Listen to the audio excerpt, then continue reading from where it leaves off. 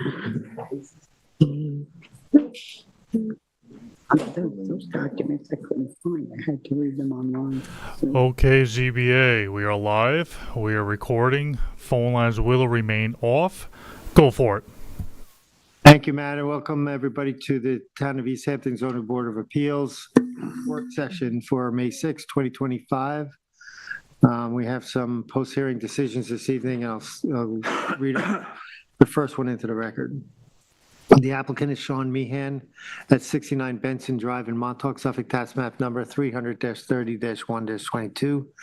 The size and location is 9,150 square feet at 69 Benson Drive, Oceanside at Montauk, lots 168 and 342, map number 2730 Montauk. The description is to allow the removal of decking, patio, and driveway, as well as the reconstruction and new construction of decking and a revegetation of approximately 804 square feet on a parcel of land within jurisdiction and setbacks of freshwater wetlands. The relief sought is a natural resources special permit pursuant to 255-420 of the East Hampton Town, and one variance is required for this application. One variance of 76.7 feet is required from 255-430 of the Town Code in order to allow construction of new decking 23.3 feet from freshwater wetlands where 100-foot setback is required and any other relief necessary. The zoning district is B residence, AE flood zone, elevation 9, and the secret class is type 2. And board members, you'll remember, we already had some discussion about this. The applicant requested to reopen the record for new submittals. We have that. This was yours, right? Go ahead. So Terry, if you want to lead us off. Okay, I mean, I don't want to rehash the whole thing. Right. Just a little bit of history. The original hearing was back on February 4th, and we had surveys from 3/19/24 for this one. So basically, the history of this, in December of 2026, we had, well, what I wrote down were the numbers for the lot coverage, the clearing, and the total lot coverage. And these, I believe they bought the property around 2016. And then by 2017, things have been changed and added. And basically what the applicant had done was remove some impervious, you'll see the survey up there, the stuff in orange. They had removed some impervious stones that were around the property. And the back on the northern part of the property, they had taken out a stone patio and put in wood decking, and then continued the wood decking around to the east side of the house. The wetlands, as you can see, are very close there on the southeast side. And there was a lot of decking that they had added. They added a first-story deck under the second-story deck, which was in the C of O from 2017. The second-story 360-foot deck was on the C of O. There was no other decking on that at that time. They added the first floor deck, and now on that survey also they're adding to that first floor deck to create a walkway on the east side of the house toward the back and all around the house basically.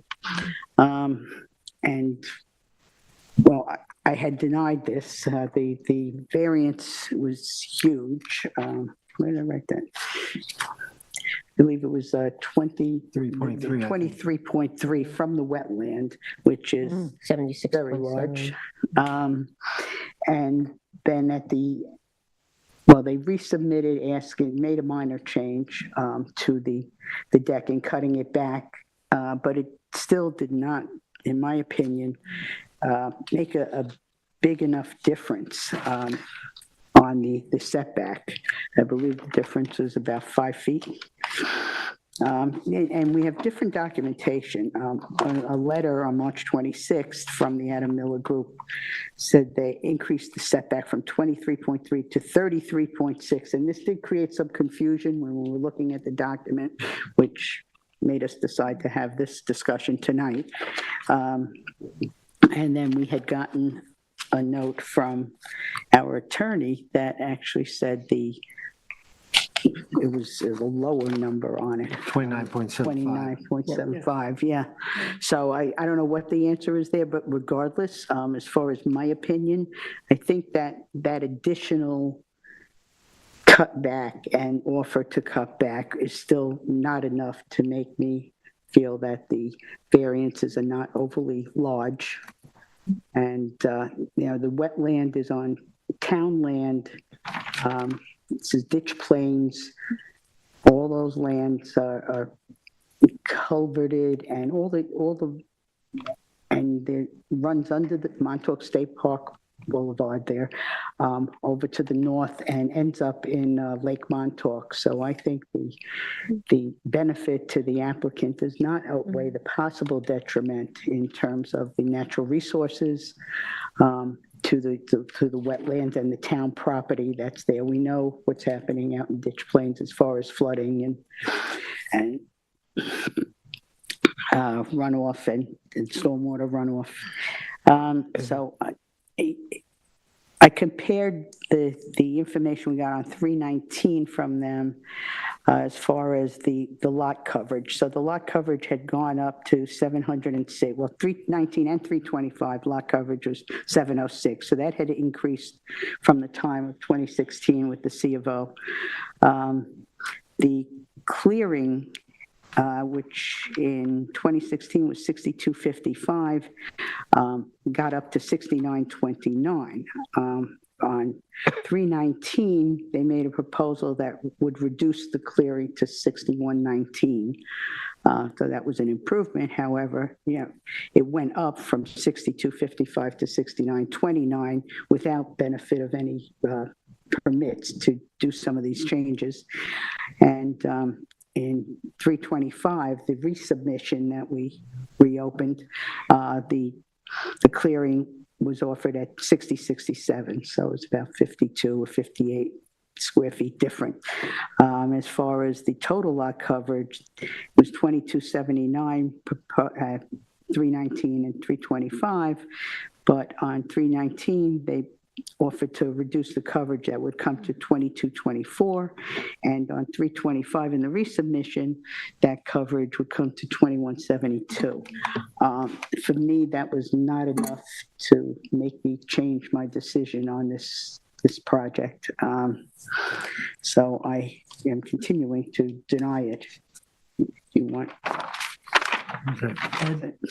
Yeah, the first time around, I was an approval on this, and the letter of the 26th, as was mentioned by Member Berger, provided some additional givebacks, removal of some decking that had been part of the original conversation. And my logic originally was that I liked the idea that they had moved as much of the re-veg to the most sensitive part of the property. And I thought that there was also the, reduce of some of the hardened areas. I understand about the clearing and all that. I thought the compromise on this tight lot to have that planting allowed me to approve it, and I'm going to stay with that decision. Thank you. Denise? I have to agree with Member Johan. I think that they have, I would like to say in the future, I'm not a fan of reopening records. This was originally a 5-0. No, it was 4-1. 4-1, I'm sorry, to deny, but that's right. But I'm not a fan of, I'd like it that an applicant or an agent bring the best application they can before us the night of the public hearing. It makes me uncomfortable when they come back, and if we say no to reopening the record, there's other ways to work in the process if you do get denied. So I just want to send a signal out there that I think it's better for us to get the best application the night of the public hearing and not do it the way this was. But that being said, I do feel cutting back the deck by 52 square feet, resulting in an increased wetland setback, was enough for me. And the additional 52 square feet of revegetation also I felt, and also the existing deck as per a CO that they have is 28.3 feet from wetlands. And with the proposed changes, the proposed decking on the east side at its closest point is 33.6, and not really an increase in the degree of nonconformity. So for those reasons, I'm going to approve the application. Thank you. Jane? Thank you.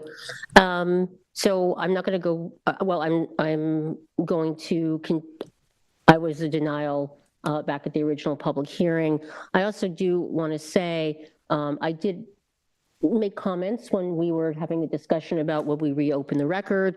I did express, concerns about it from the process side. I do want to say that no matter what I felt about that process, that's not impacting or affecting my decision now. And I'm not going to go through, if it's okay, I'm not going to go through all the detailed analysis of the standards that I used as a basis for my denial. I'll, by reference, just affirm that what I said, I believe at the March 18th hearing, I would reiterate. And then, of course, I looked at this change. I still do not see, relative to the standards, this change, the modest cutting back of a portion of the deck relative to another 52 square feet of re-veg as tipping the balancing test over to an approval. All in, there has been a significant expansion of decking done by the applicant without a permit.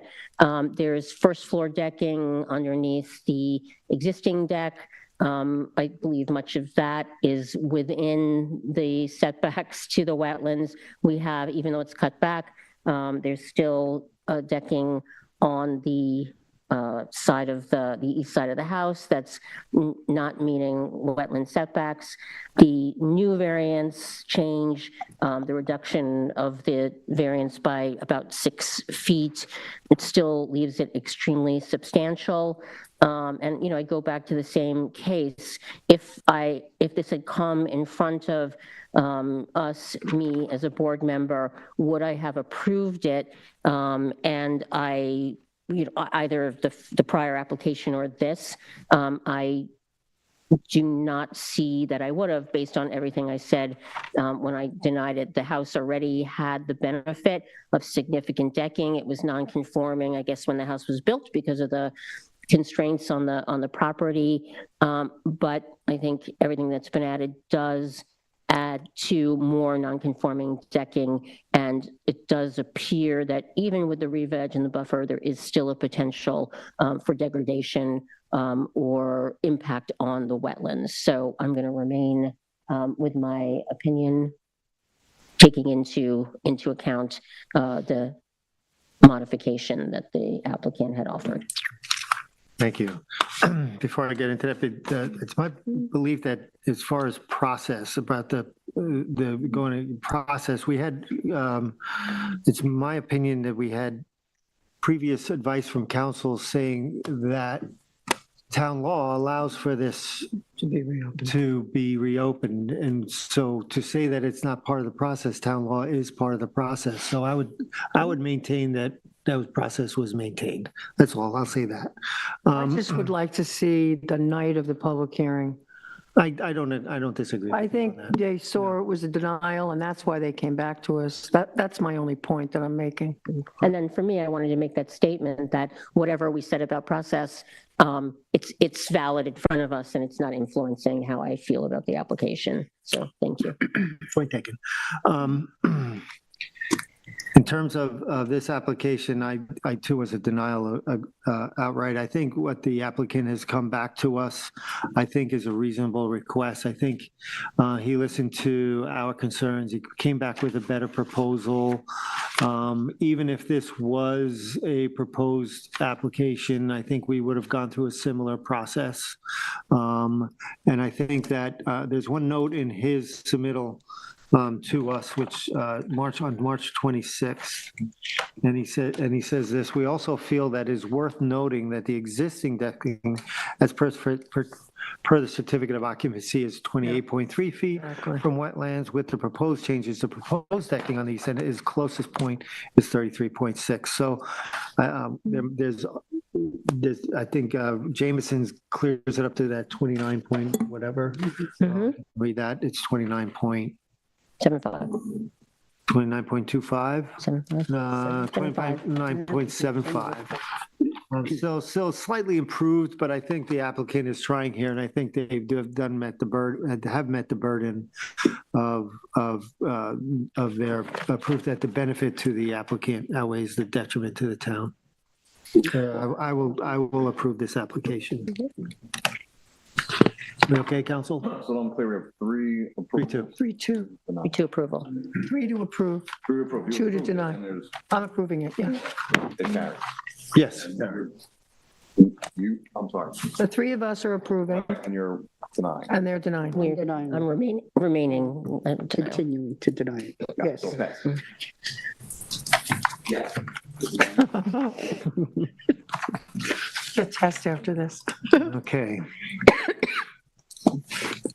Next, we have 3 Georgia Association Road LLC at 3 Association Road, Wayne Scott, Suffolk Tax Map Number 300-200-3-9.1.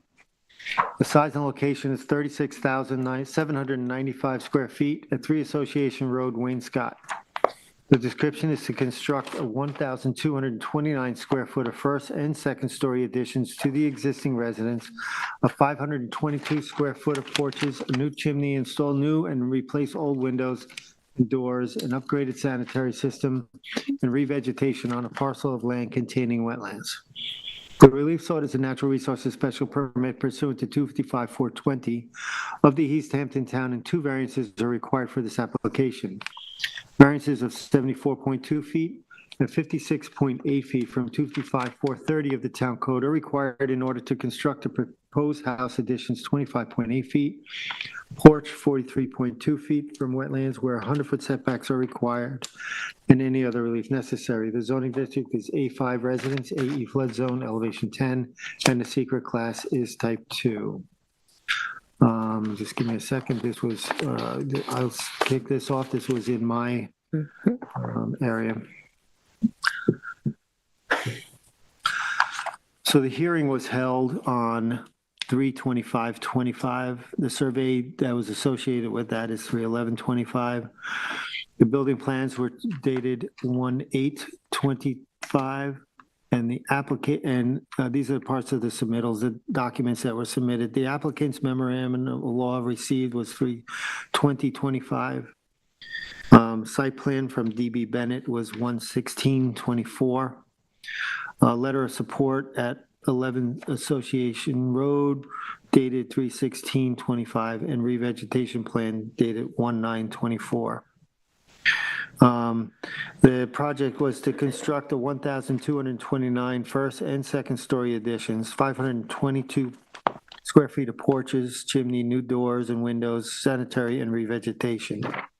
The existing house is 2,464 square feet. Prior to zoning, it was built prior to zoning. There was a permit and a C of O for a 660 square foot pool. The C of O was in 2017 with 276 square feet of deck with 120 feet for deck allowed, to be allowed. And the permit issued for that C of O was in 2015. The new addition is adding 414 on the first floor, square feet on the first floor, 815 square feet on the second floor, 410 square feet on the covered porch, 122 square feet on the screen porch with the IA, and 4,114 square foot of revegetation. I'm going to read, we have from the TAM, I'm going to read what I consider some important facts on the TAM. I'm just going to read through them. As part of the TAM points out, as part of the 2015 ZBA application, the planning department would object to future, this has to do with the deck that's on the seaward side of the residence. The planning department would object to the future establishment of impervious surfaces or a foundation in the location of the proposed deck due to the close proximity of the Georgia Pond wetlands, even with incorporation of the dry wells to capture surface runoff. The current application is proposing to construct additions over the existing first story of the residence and additional two-story additions to the southern landward side of the residence. The closest setbacks for the additions to the residence are located within the existing residence of the building. The closest new additional footprint proposed is still located only approximately 48 from the edge of the wetlands, a significant variance considering it is on the landward side of a very non-conforming residence. The design of a proposed additions does take into account the planning department's concern of additional residential footprint over the decking constructed in 2015 ZBA approval. However, the proposed project is still a significant expansion of the existing residence, even if it is in the most conforming location possible with minimal expansion of the footprint. The project is proposing to expand an existing 2,464 square feet of two-story residence located only 24.9 feet from the edge of wetlands, an additional 1,229 square feet or 49.8%. Which is considered a substantial variance. The core of this application is a question over if a 3,693 square foot residence less than 25 feet from wetlands and with a sanitary system less than 110 feet from wetlands is an appropriate size for the constraints of the parcel, or would smaller additions be able to achieve the same purpose without adverse impacts on the surrounding wetlands? It goes on to further say, as mitigation for the project, the applicants are proposing to revegetate a fairly significant amount of parcel to help bring the property closer to conforming with the maximum clearing allowances within the Harbor Protection Overlay District, and also establish a scenic easement over the wetlands and a 40-foot buffer. The existing clearing on the parcel is 17,640 square feet, where 11,085 square feet would be the maximum allowed. The applicants are proposing to revegetate 4,114 square feet of the parcel in order to reduce the pre-existing nonconforming clearance down to 13,526 square feet. This revegetation is certainly a significant reduction in the nonconforming clearing and would help to reduce the impacts of runoff from the parcel, helping to reduce the nutrient load entering into Georgia Pond. I just want to make a note. I think that a 40-foot buffer is a substantial buffer, especially in this neighborhood. And if you look at some of the neighboring properties there, it's a substantial buffer to offer up. So I'll just make that note. During the hearing, the applicant proposed and agreed to remove the basement to satisfy the 2-foot separation into the satisfy the 2-foot separation to groundwater, and re-veg into the buffer with keeping the 4-foot walking path.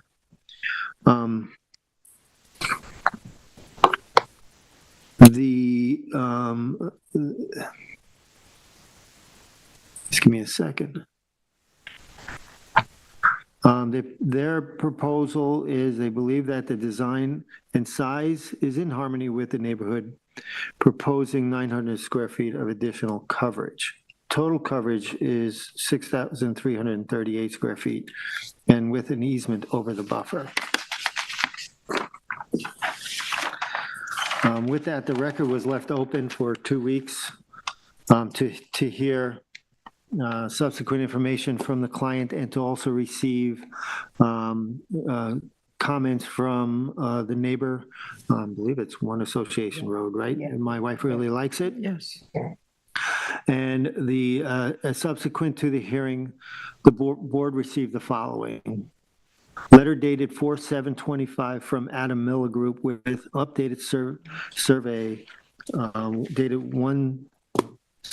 4/7/25, in which the applicant will discontinue shoreline maintenance and protect by a scenic easement. And if you remember the photos of that, or if you were there, you can see that they were maintaining down to the water's edge, yes, right? Which we brought up. And they were willing to increase the revegetation to bring the property within the HPOD. The clearing is now reduced from 13,599 square feet to 11,018 square feet. This will abandon their right to grandfathered over clearing, which they were given by being pre-existing non-conforming. On April 8th, 2025, we received a memorandum of opposition to the application from, let me pull that up quickly.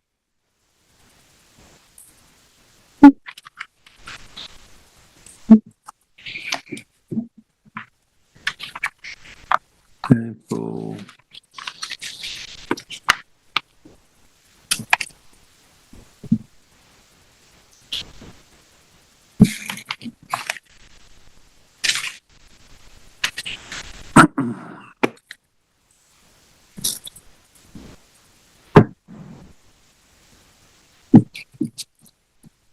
There we go.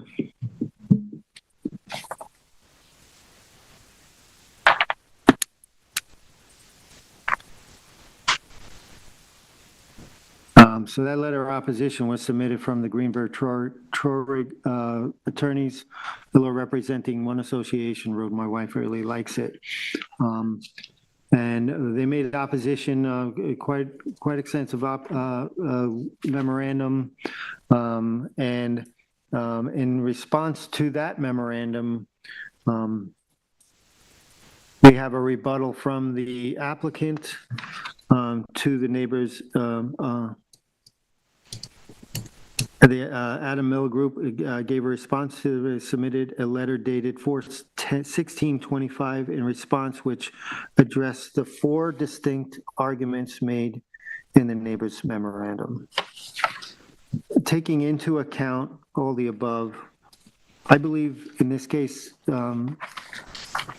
I'll say this, in both cases, both memorandums, they distinctly went through the standards. I'm going to leave that. I don't think I need to repeat them, but I'm just closing saying this. Taking into account the above, I believe that the applicant in their submission, including the revision subsequent to the hearing held on 3/25/25, has met the burden of proof for the variance standards as well as that of the NRSP, and I will vote to approve this application. Vice Chair.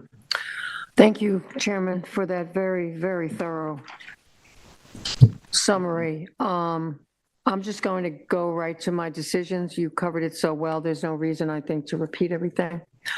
I think that I agree as well that the mitigation meets the standard for approval of this application. For me, the removal of the basement, the 40-foot buffer, the applicant agreeing to, all these things came up at the public hearing, and the applicant was working with the board in making this a better application.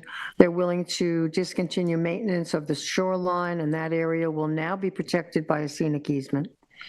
And secondly, I'm particularly pleased to see them meet the Harbor Protection Overlay District standards and clearing limits when they really don't have to. So I think they have met the standard for grant, and I'm going to be approving this application. Thank you. Ed? Yeah, thank you. And thank you for your presentation of the case, Chairman. I want to go immediately back, and I'm not going to read it in. I just want to point out that what you began with was the 2015 ZBA approval was very specific about wanting to limit any kind of additional work, and certainly enclosing that deck that had been approved at the time. And I think that was incumbent on any effort to come to us not to even think of heading in that direction. I think this application sort of took that to heart, and we worked on the landward side of the house. There's several points, though, along the way that convinced me about my feelings on this one. Excuse me, you've already entered into the record the additions, the size of the additions, 414 and 815, and the new covered porch at 412, and the screen porch at 122. I looked at these when I looked at that parcel in its context, in the context of its community, in the context of the size of the property, as being a reasonable ask on the part of the applicant to look to add some additional living space to their house without creating a footprint that was, in our way, we might consider to be far too much. I think it is something that had to be seriously considered. I think the points made in the TAM about any expansion this close to the Georgica Pond has to be taken seriously. But we start with a house that's 25 feet from wetlands to begin with, and we're working away from that. Anything we try to do on this parcel is going to require us to have a variance of some sort. I think that was already mentioned by the chair. I think a 40-foot buffer where now we have a manicured group of plants down along the water's edge. The original response in the TAM was that they were looking for a beefier buffer that went in, something where we were going to be using stronger plants, better plant material. I think that's been met. I was particularly impressed that they came back and met HPOD. I thought after the hearing, this is not a large parcel. They do not have a lot of open cleared area, and they were giving up 40 feet to begin with, not giving up, but offering it up as mitigation. To come back and be able to hit HPOD was really quite, I think, an accomplishment on their part, because I think they are giving up an awful lot of space in order to do that. If there's anything else that I really want to think, I think that abandoning the basement, we talked a little bit about water levels. Georgica Pond, we all know, is very sensitive. Water levels come up and go down. They chose to bring it up at a place where we could be comfortable with what was going in for a crawl space. I think that was significant. And I think that, see what else I stored here. Yeah, I think that in comparison to the neighborhood, that was another thing. When I look at this, when we talk about the standards, I look at the other structures there. I look at the massing. I look at what's going on in terms of what they're asking for. I didn't find any of this to be egregious or in any way would eliminate it from consideration. So in summation, I think that what we gained out of it, the town gains out of it with the buffer to the water coming up to HPOD, that revegetation. And I think what is basically a controlled addition to an existing structure leads me to want to agree with my fellow board members, and I'm ready to approve this application at this time. Thank you. Sherry? Okay, we'll go right to it. I am going to agree with my fellow board members for basically the same reasons. I'll just make a couple of comments on it. Initially, one of the huge differences that I felt made was at the hearing when they took the basement, removed the basement out. That was very significant. And then the environmentals that they did with the IA system, okay, but they are making a large increase. So that was, I give half a point too. But the increased size of the buffer, the 40-foot, the scenic easement with it, and maybe the clincher was that additional 2,581 foot of revegetation to come into the HPOD conformance. They did stick with the plan not to really put anything seaward, although they would be closing the porch, but I think they met all the standards for the natural resources and the protection, since Georgica Pond is a local significant fish and wildlife habitat, and I think all these things, the buffer, the revegetation, the IA system, the elimination of the basement, and all of that serves to protect that habitat. And so I am going to approve that. Should we go over the standards or? I kind of accepted the standards. I do not think that this will cause a change in the character of the town or in the neighborhood on it. Well, thank you. I'm going to agree with my fellow board members and also will be approving this application in its entirety. I will just go through just a couple, it's, I think, important to get on the record, the key points for me. And of course, I mean, I take a hard look at every application that comes before us. I don't mean a bad look, I mean a close look. But clearly, we are very aware of the state of the waters of Georgica Pond, all the efforts that are being made to remediate and improve improve that water quality, that protect that water body. So of course that factors in to this application. And then also, we do have a direct notice neighbor who came forward with, significant set of concerns, which of course I also looked at very closely. However, all in balance, I'll just reiterate some of the things, right? The applicant had come in already into the public hearing. I agree, increasing the separation to groundwater from a basement to the crawl space to meet the 2-foot separation. The buffer is very important. I thought, the discussion around revegetation, the continued willingness at the public hearing and even going forward to work with the planning department to get the most robust type and character of revegetation.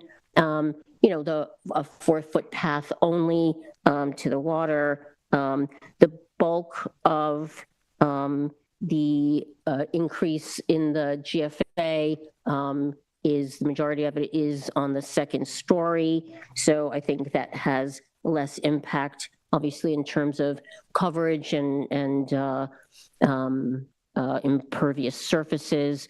Even though coverage is expanding in part because of the porches and the decks that are being added on the landward side, that's just under, I think, 600 square feet of extra, the coverage numbers, both the total coverage and the building coverage, still remain significantly below what the maximum allowables are.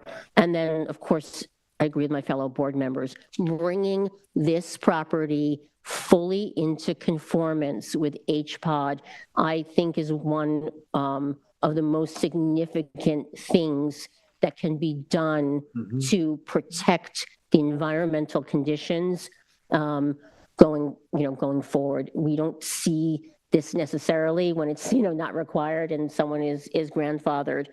And then also, I understand that we have to look closely there, just under the 50% expansion of a non-conforming structure. But overall, the house still on a GFA basis relative to the code that was in place that they are grandfathered on, it's about 76 or 77% of the maximum. So I don't see the structure, the size and scope of the addition, the overall size of the house to be incompatible with the neighborhood, with the surroundings. And again, I just do want to address a couple of the points in the neighbors, the Greenberg-Torg memo. And I just do want to say, I mean, there was a suggestion or an ask or, suggesting that this board needed to look at the size of the house, not just relative to the GFA formula, which they're grandfathered, but that we would have some sort of need or responsibility to look at this relative to a pending code that does not cover them. And that is, I don't think, anything that is in our purview to do. And then also there was a discussion about, well, if we took the pool and if we took the artist studio and if we took all these things and we kind of acted as if they're GFA, that would be an issue. But our code is really clear. We measure those things according to coverages. That we don't turn them into GFA. That's not how the code works. So while I appreciate the points that were made, those are not concepts that could impact my decision. So all in, I am approving this in total. I think it meets the variance standards as well as the NRSP. Thank you. And Council, we I good? just have a comment to that, then just to say that all the recommended project conditions that were put in, which included the scenic easement, the revegetation plan requires approval by the planning department, and all that. Those That's were correct. also challenged by the neighbor to some degree. But And the one other applicant has thing is- agreed to do all of that. I'm sorry. No, one other thing is we are getting an IA system in a very sensitive part of the town. Whether or not it would have been required had they gone a little further or not, either way, we're improving our septic system in a spot that we certainly hope to see that happen. Thank you. Just for the record, the matter was also reopened on April 22nd by unanimous vote of the board, just for the record. To allow the Allow the response. Yeah. Yeah, to take the Thank you. And responsibility. then the last piece, all the conditions recommended by the. That's correct. Correct. Thank you. Okay, next. Excuse me. No, this is mine. Oh, Next, we have Susan Gross and Adam Cohen at 37 Driftwood Lane in Spring, Suffolk, tax map number 300-24-7-24. Size and location is 16,500 square feet at 37 Driftwood Lane, Driftwood Shores, lot 37, map number 3012, filed July 9th, 1959 in Springs. The description is to allow the building height to remain at 29 feet where 25 is the maximum allowed, and to allow AC units to remain within side yard setbacks. Relief sought are variances of 4 feet and 5 feet pursuant to 255-1110 of the East Hampton Town Code, to allow the residents to have a flat roof with a height of 29 feet where 25 feet is required, and to allow the AC units to remain 5 feet from side yard lot line where 10 feet is the minimum required, and any other relief necessary. The zoning district is B residence, X flood zone, and the secret class is type 2. This is Vice Chair area.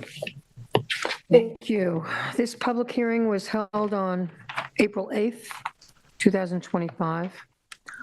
The existing improvements are shown on the Paul Barilski survey dated revised 9/26/23, and the roof height is depicted on the Southampton engineering plans dated 6/23/2017. Robert Strada, a builder, represented the applicants, and Morgan Slater appeared on behalf of the planning department. There were no callers, and the record was left open for 2 days regarding the building permit, which was issued on 12/27/2018, number 67153, and any additional information regarding the roof deck. On April 9th, a submission was made, which gave us the requested docs, the permit, 67153, along with building plans from Hampton Engineering Services, which did actually include the roof deck and the height. So the property has pre-existing non-conforming clearing limits of 100%. Total lot coverage is 3,625, where 8,250 is the maximum allowed. And the building coverage is 1,584 square feet, where 3,300 square feet is the maximum allowed, sorry. Now, I mean, the building permit was issued for the construction of a 152 square foot addition, 651 square foot second story floor addition, a 470 first floor deck, 64 square foot spa, as depicted on the Southampton engineering plans. It appears after looking at the building permit plans that the building permit was issued for a 29 foot building height for the roof. So once again, we have a problem here because we have an applicant that has gone through the process properly and, now is having to come before us for approval. Additionally, there appears to be AC units that are within the minimum side yard setbacks. And to me, going straight to the decision I've made, I don't think the AC units will cause an undesirable change to the character of the neighborhood, or will they cause any environmental conditions. The AC units are also not carrier units, so it would be a very big expense for them to relocate them. I think I'm going to approve this application. Again, I don't know how we keep seeming to have these situations that come up before us, but clearly the plans were approved for this roof height, and the applicant has done what they thought they had to do. So I don't think there's they're going to not have any, I don't think there's going to be any detriment to the neighborhood because of this. The grant will not have an adverse impact on the physical or environmental conditions. So I'm going to be approving this application in its entirety. Thank you. Ed? Yeah, thank you. So this comes down to a discussion that was just already highlighted by the vice chair, and that is that there was a building permit issued, and that building permit, as you've already entered into the record here, June 13th, 2017, and that it seems to appear that on that building permit, there is a 29-foot building height for this structure that was then approved and was constructed. I think it's important here when we're looking at this, it is of course 4 foot beyond code, and what's allowed is 25 feet, now it's 29. That's a significant number. It's important though to note that there are no pyramid variances associated with this, so we're not overlooking a neighbor in a way.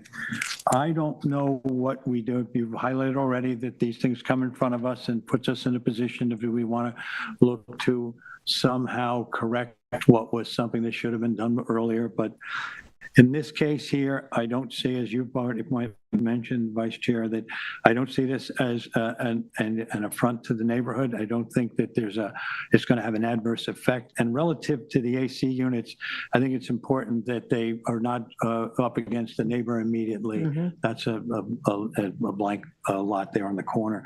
So I don't see them as being a problem. I think asking them to move them would be a significant amount of money. I think they shouldn't have been put there. I think people should have been a little better with it. But when we're looking at this in terms of the impact on the neighborhood, I don't see it as significant. And as much as I think that we have to really observe and be careful about these height variances, I think one here it would be hard for me to blame the owner for building what he got a building permit to do. So I'm going to approve this application as well. Thank you. Terry? Okay. I agree with what everyone said.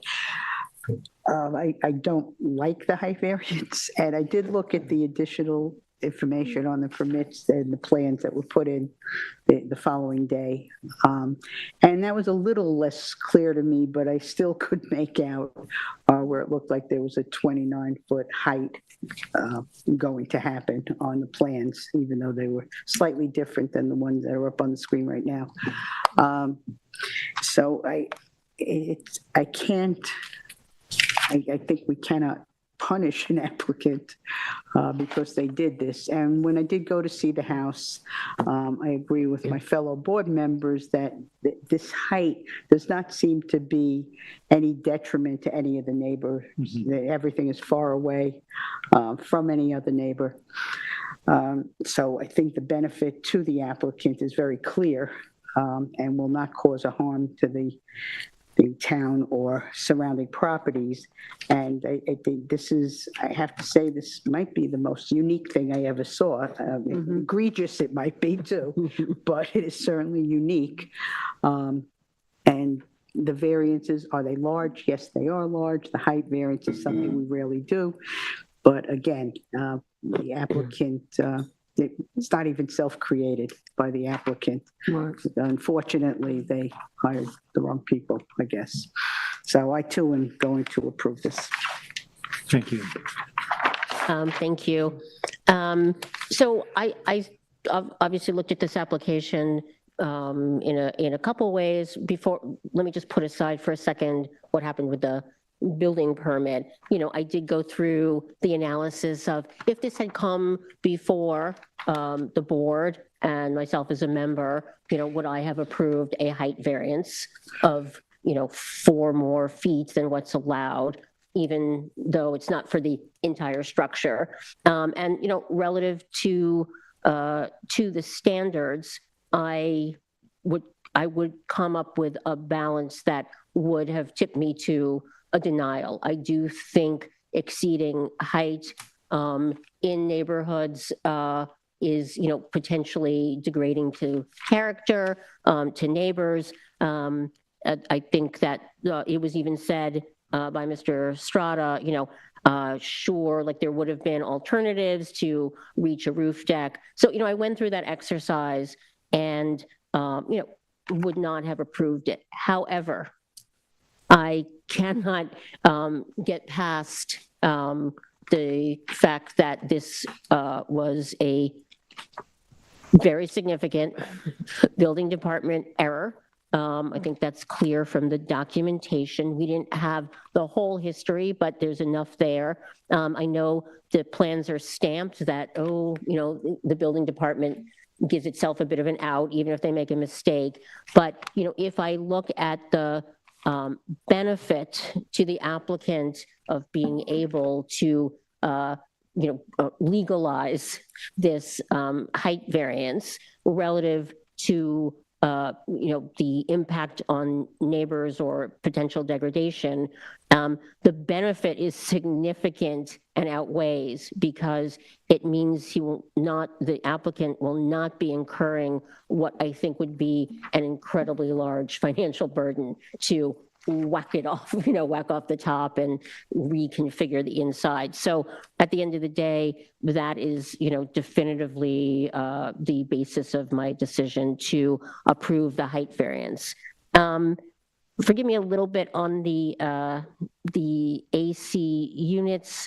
To me, the purpose of setbacks for things like mechanicals, whether it's pool equipment or condensers, or if it were to be a generator, right? Their purpose, as I understand the code, is to protect neighbors, from sound, basically sound disturbance.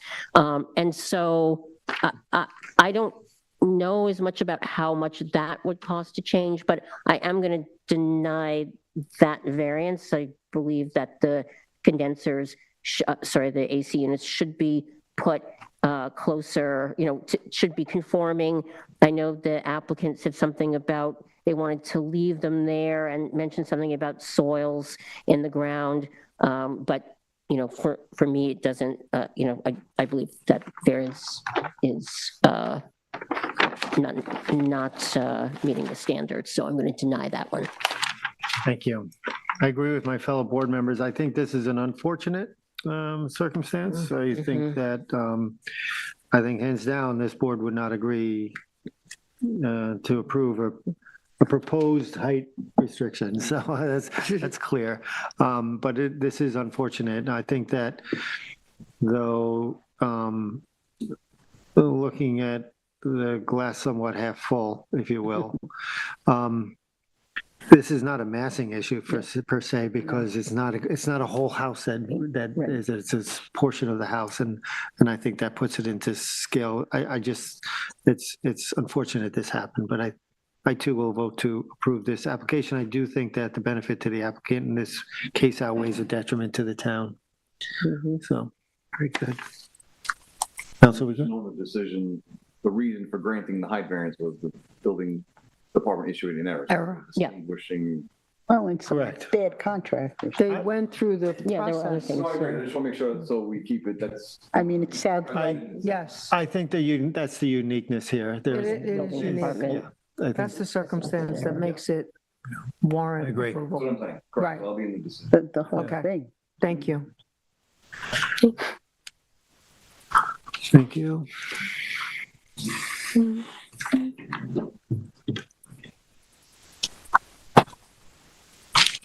Next, we have Christopher Leonard at 406 Old Montauk Highway, Suffolk Tax Map number 300-22. What's that?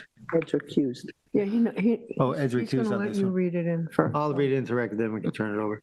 300-22-1-3.2, the size and location is 135,759 square feet at 406 Old Montauk Highway in Montauk. The description is to construct a balcony within the jurisdiction of the bluff and to allow clearing with associated fence and concrete foundation to remain within minimum wetland setbacks. The relief sought is a natural resources special permit pursuant to 255-420 of the town code, and 3 variances are required for this application. A variance of 10.4 feet is needed from 255-430 of the East Hampton Town Code to allow clearing to remain 39.6 feet from the wetland where 50 feet is required. Variances of 60.4 feet and 56.3 feet are required to allow a fence and concrete pad to remain 39.6 feet and 43.7 feet from the wetland where 100-foot setback is the minimum required and any other relief necessary. The zoning district is A10 residence, X flood zone, and VE 22 flood zone, and the secret class is type 2. And member. Yeah, I'm recused from this, Mr. Chairman. Okay, thank you. We'll ask alternate John to comment. Big bad John. Builder Bob. Builder John. Make sure he leaves the room. Sure, Roy. Chair Roy. Gotta leave the room. Yeah, he has to, I mean, do we have to leave the room? Yes, Does he have to leave the room? yes. I'd prefer. Every other recusal. Yeah, Ed may be pressed to leave the room. Enjoy the Oh, I won't bench. have to in the next two because I just wasn't, I was just absent. Thank you. All right, member Berger. Okay. It's a fun one. Okay. By hearing, I didn't, oh yeah, it's on the other side of the page. Okay. The hearing for this was on April 8th of 2025. The survey that we had was dated 3/25/25, which we received on 3/28. Plans for the balcony were submitted by Thomas Felicia Architect, I think it was 10/24/23, and received 11/9/2023. The agent was Britton Bistrian, and as already stated, there for 3 variances: 10.4 for the clearing to remain 39.6, 60.4 for the fence, and 56.3 for the concrete pad. Okay, at the beginning of this, the survey that was submitted on that day, we discovered later in the hearing, did not have the setbacks for we'll take care of the NRSP for the balconies first. It was not noted on that survey that we had the night of the hearing. So what it is there's 2 balconies that are being proposed. One toward the east is, I believe, 143 feet from the bluff crest, and the other is, on the west side, is greater than 150 feet away. So the NRSP is purely for the easternmost balcony. As the TAM said, and the testimony, it's a 2nd-story balcony over already improved area. So I'll go right to it with the NRSP for that balcony. I have no issue with that whatsoever. It seems like it'll be a de minimis impact on anything. Now, the other part we have is the concrete pad that was put out. Well, where it is. And I think that's a whole other issue here. The TAM did recommend, due to the sensitivity of this area and the wetlands throughout these Montauk moorlands that exist all along the old Montauk Highway, and that the pad and the fencing around the pad and should be moved to a more conforming location, and they did point out a more conforming location southerly if you see the cleared area that's already to the eastern side of the pool and the pool Yeah. equipment, that today is an entirely grassy area of that. And that it could be moved to that location. So the clearing is also for the concrete pad because its proximity to the wetlands to the west.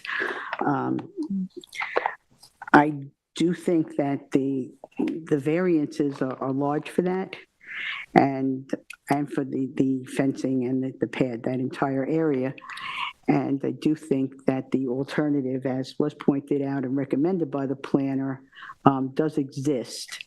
So I think that I don't agree that the project itself, if it's left as is to the benefit of the applicant, because it's very possibly through the future and in perpetuity with the sensitivity of the wetlands in this entire area, that they could be detrimental to the town at some point in time. And so I think they can be moved. I am going to deny the variance for all of that, for the clearing and for the concrete pad and the fence around the concrete pad. Now, there was the other fence that is running along, shows on here, and it goes partially through the wetlands. And I think ultimately in the discussions that we had, that this ended up, they were going to move. It was recommended that the fence be removed by the planning department, but I think ultimately we talked about having it moved to the east, not to the west, because again, the proximity of the wetlands there with spotted turtles and the salamanders. No, spotted salamander. It was spotted salamander too? Mhm, and Okay. spotted turtle. And spotted turtle, they're both spotted, okay. So, Both spotted. that have been seen in this area. I've never spotted. And so I think that they don't meet the natural resource special permit standards for leaving this pad and the fencing. And I think the other fencing, in order to allow more free flowing for the wildlife and the vegetation habitat, I'd like to see the fence removed, but I would be okay with them just moving it to the east. So But can I I am- ask a question? I Now, thought during the hearing, the portions of the fencing that transcends through the wetlands were agreed to be removed. yes. Okay, fine. Well, they were going to, well, I think ultimately where it ended up, because it's this portion here that's in the wetland, Because I thought that they was agreed going that to at the move public to hearing. the east. Yeah. Yes, so it would be out of this, And then the it wouldn't be area traversing around it the play any area. longer. Is being The removed. plea area, removed too. that's got to go. That I'm denying But didn't they that. agree to that at the public hearing? They agreed to remove it and they agreed to Right, re-veg that and area. re-veg. And re-veg 1145 that square feet. area. Okay, I just want to be I clear think that I they understood. wanted that if the pad was going to be approved. So I am not approving the pad. Oh, I think the understand. pad can be Okay. moved. There are a couple of things. There were so many surveys on this I know. application that I went a little crazy. This one, the survey they gave us the night of the hearing, as I said, was this one, March 25th, 2025. That one showed a proposed scenic easement. There were at least 8 other surveys I saw. Some had it on there. I don't know what project that's from, because if you look at the property card, there were a whole lot of projects. Tim would have picked that up too, right? There were so many surveys.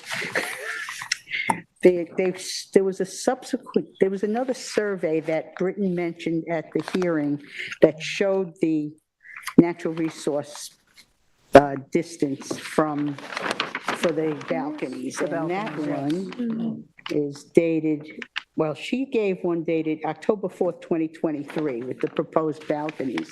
So I did find that survey, and it does show the natural resource the balcony distances to the bluff crest.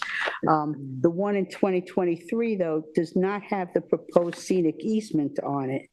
I found this one, which was also in our packet, dated February 9th, 2024, that shows both the balcony distances to the bluff crest and all the other features. It shows the proposed scenic easement, and it does show the concrete pad and that. So this one seems to be, to me, the most accurate for the current Which day are you survey. saying? Which one are you on? February 9th, 2024. It Thank you. added topography according to the survey record.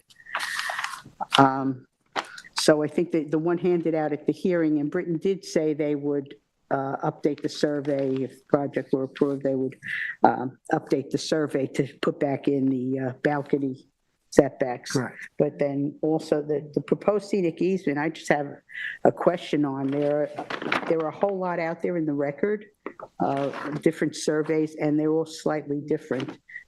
The interior work that's going on at the house, there are permits that are outstanding. She thought they had been closed, but there's a whole series out Alan, do there. you have any input on that? I'm not familiar enough with it. I have the one that was dated 3/28/25. That's what I got. Yeah, and that had the scenic easement, proposed scenic easement. Could we find out what the status of that scenic easement is, if it was ever filed? We asking if it exists or if they're going to propose it, correct? I don't think it's part of this They application. didn't propose it as part of this It's application. It not was part of this proposed at a application. But previous it's showing up as application. proposed, so that's a good point she brings up, so. If you, I'm telling you, there are about 8 different surveys out on the online record. I only had 3 printouts, but some of them say the proposed, I think, if I can speculate on what happened, they also had the driveway access easement that went in place, and there are surveys out there that state easements. But I think, I don't know if this one fell through the crack or if it was ever processed. This application. But it's not specific to this. It would be from a previous one. You know what I'm saying, but if it, on the record that was before you, they didn't offer it and it wasn't made as a recommendation on the 10th. No, it's not part of. No, it's from a previous one, but, okay, I'm a bit of a survey freak.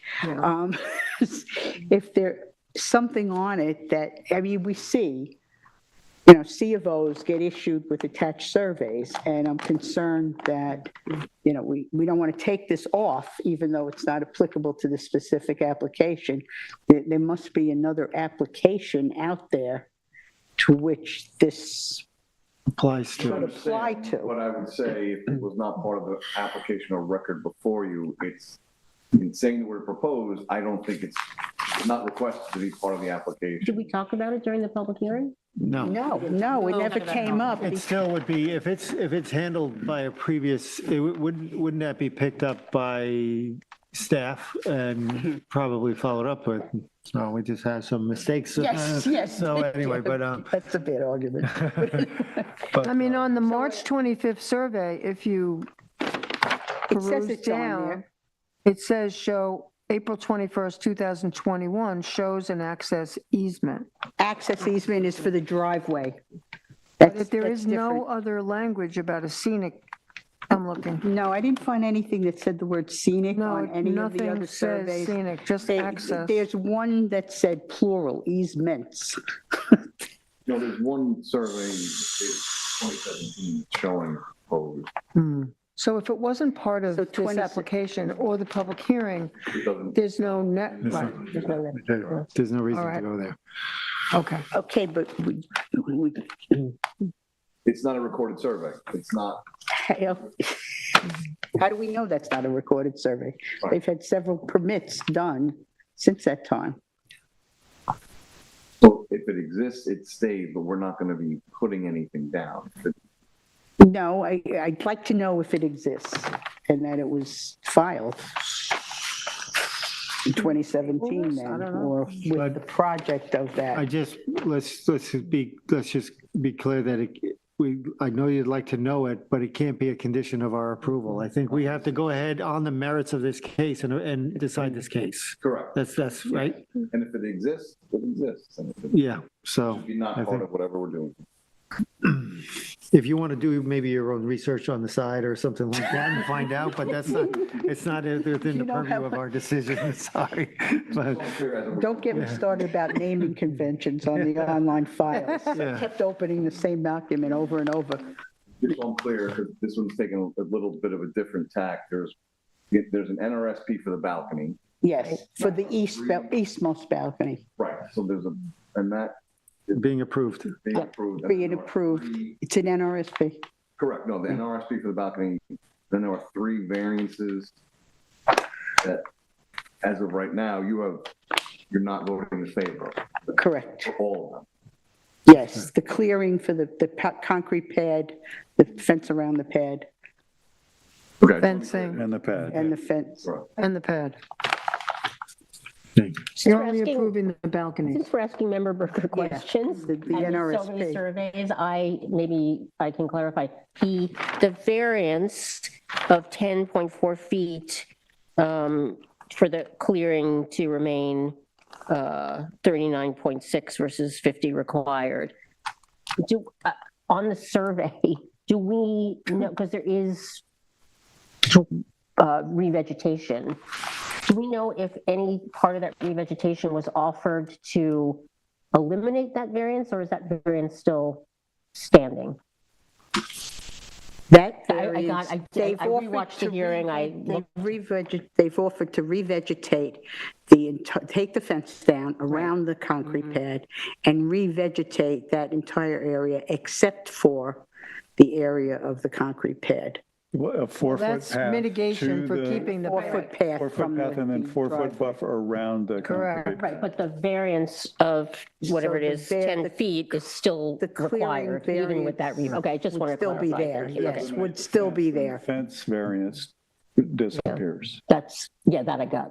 yeah. All right, Member Mary, you want to go? Sure, thank you.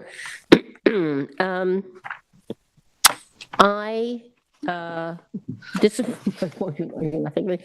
this was not crystal clear to me in terms of looking at the balance of related to the variances. But so I also will start with the balcony, the one that is within NRSP jurisdiction and doesn't need a variance, but needs an NRSP. So I will be approving that. It's cantilevered, not touching the ground. It's doesn't seem to create any significant or, possible degradation or anything of the environmental conditions, of the natural conditions. It doesn't have an impact on neighbors, so I'm approving that. So now with the pad, I agree that there is an alternative, a viable alternative.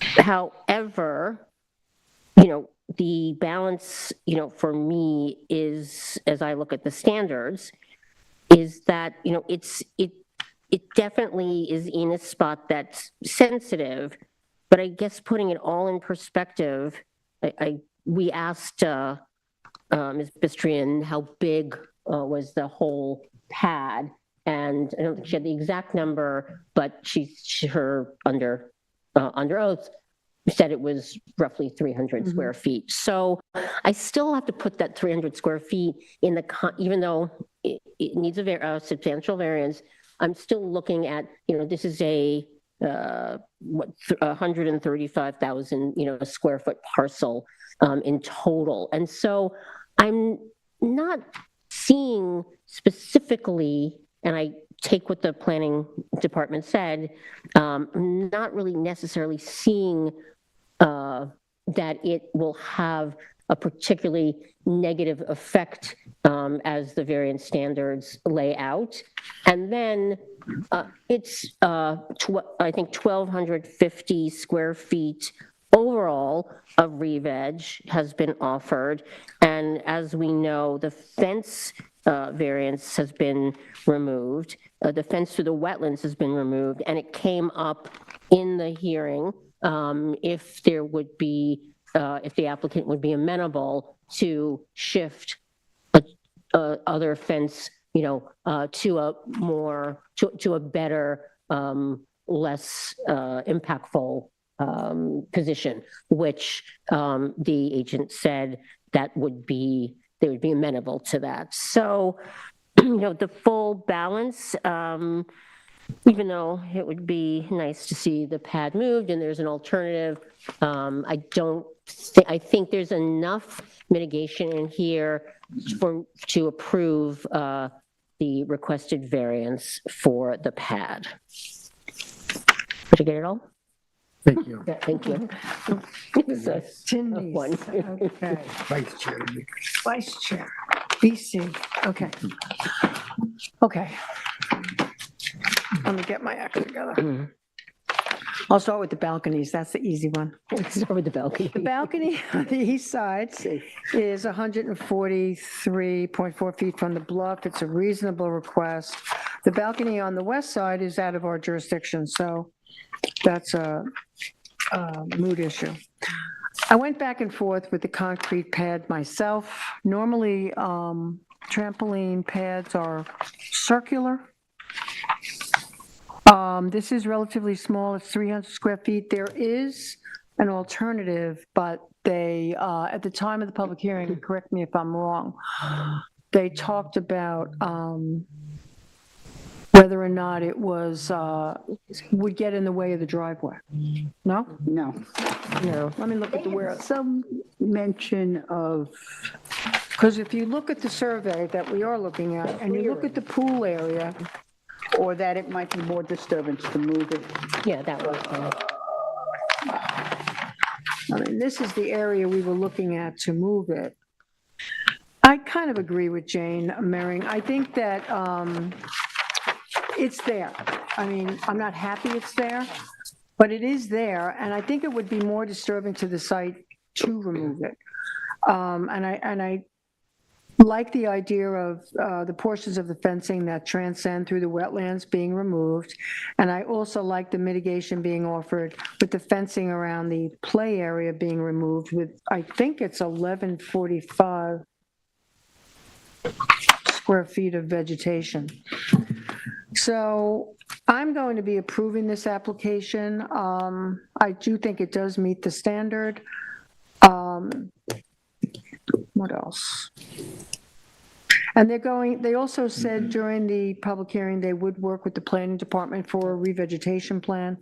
But I do think it meets the standard for grant, and I'm going to grant this application. Thank you. John? I am pretty much in full agreement with Vice Chair Savaresi's decision. The easternmost balcony is 6.6 feet from the dune and is minimal. So I approve that. I did give a lot of thought to the pad, and by offering to eliminate the fence, they've removed one of the required variances. The fence is buried in hedges, so that's got to go away as well. And that's part of the revegetation. The applicant did make the point that it might be, that it would be disturbing to move the pad. And the pad is pretty minimal, and putting a 4-foot buffer around it in a path seems fairly minimal. So my approval for allowing the pad to remain is conditioned upon what was offered at the hearing, which was to relocate the fence that traverses the wetlands to the east. Yep. To remove the fencing and the hedges around the pool to revegetate with native plants, which they've offered to research, and to put simply a 4-foot path and a 4-foot buffer around the pad. So on those conditions, I approve the application. Thank you. I also agree. However, I have some pause in saying, okay, we're approving this pad. I don't think it has, in its present state, it has a net detrimental impact on the wetlands. However, we're approving something in perpetuity. So it gives me pause to say, okay, I'm approving this in the instance where this is a trampoline pad. No, if her trampoline goes away, what happens? This is what I meant. Yeah, This is so- what I meant. so- Yeah. So the pad could be foreseen by somebody in perpetuity or a future owner to be, oh, I could put a shed there. Well, it has the potential to And become something so else. can we define it specifically to be a trampoline pad? Can we? That only needs to be Can we do that revegetated as- because they cleared it to put the pad in. You're talking about a structure, Yes. talking about a pad, whatever. We're Okay, approving a can't be- pad and only a Or the pad. use of a trampoline. Well, Well, Well, Can we do that? it's a trampoline that I mean, you comes right can't out of change the the ground. use. isn't it? That it's not noticed as a trampoline pad, pad. just a pad. It's just a it pad. can't be turned, it can't become a But foundation. in the can't application, it was be- defined as a trampoline pad Right. in the application. but That's what they use it for. Council. I'm gonna be, you're pushing word for a distinction without a difference, in my opinion. I mean, this is a trampoline pad. There's no other, you're allowing for this to exist in the sensitive area as a impervious surface. That's what you're looking at, right? Yes. Right. I think a shed could turn something else. It could turn into You're anything allowing else, for yeah. the pad, so it could be just be the pad. Okay. So we can make it, and I wanted to just, well, before we vote, I want to just go over one thing so I'm clear, because there's some dichotomy in who's voting on what things. So I just want to, when we're all done, I just want to get some clarity. Okay, so I'm approving the application as is. So Me too. based on that, we don't have to condition it or anything like that. As far as a concrete pad, I think it meets the NRSP standards and with the agreed upon conditions of removing the fences and re-vegging that area as outlined. So go ahead and I'm good. I was going to say, because there's the distinction on some of the votes, it might be simple and everyone's going to vote in favor of the MSRP, right? That can be one approval. But just so we can break it down in a decision, the MSRP is approved by all board members. Well, Well, for the balcony. For the door. Well, there's an NRSP for the rest of it also, I'm sorry, yes. for the balcony, yeah. the balcony as. Correct. Balcony's 100%. Clearing. There are 3 yeses and 2 noes, 4 yes, 1 no. 1 no. No, and I'm gonna no, Karen. but I will approve the fence coming down. that's only taking. Yeah. So the decision Yes, making. okay. Ed will remain, that is by 4 members. Mhm. Yes. And the fence to be moved or remain. The fence removes. Fence, removed? fence around the pad, that fence is coming out and will be revegetated. And I think it's 1145 square feet of re-veg. Yeah, about 1,140. Yeah, I'll go through, just make sure I have the numbers. Yeah. Said what and how. The other fence, Yeah, what about the fence that goes through? the other wetland? fence that goes through the Well, that has to wetlands be will be back. moved toward Yeah, the the- east. right. But now we need Don't to we need a decide how survey? far. Right. Yeah.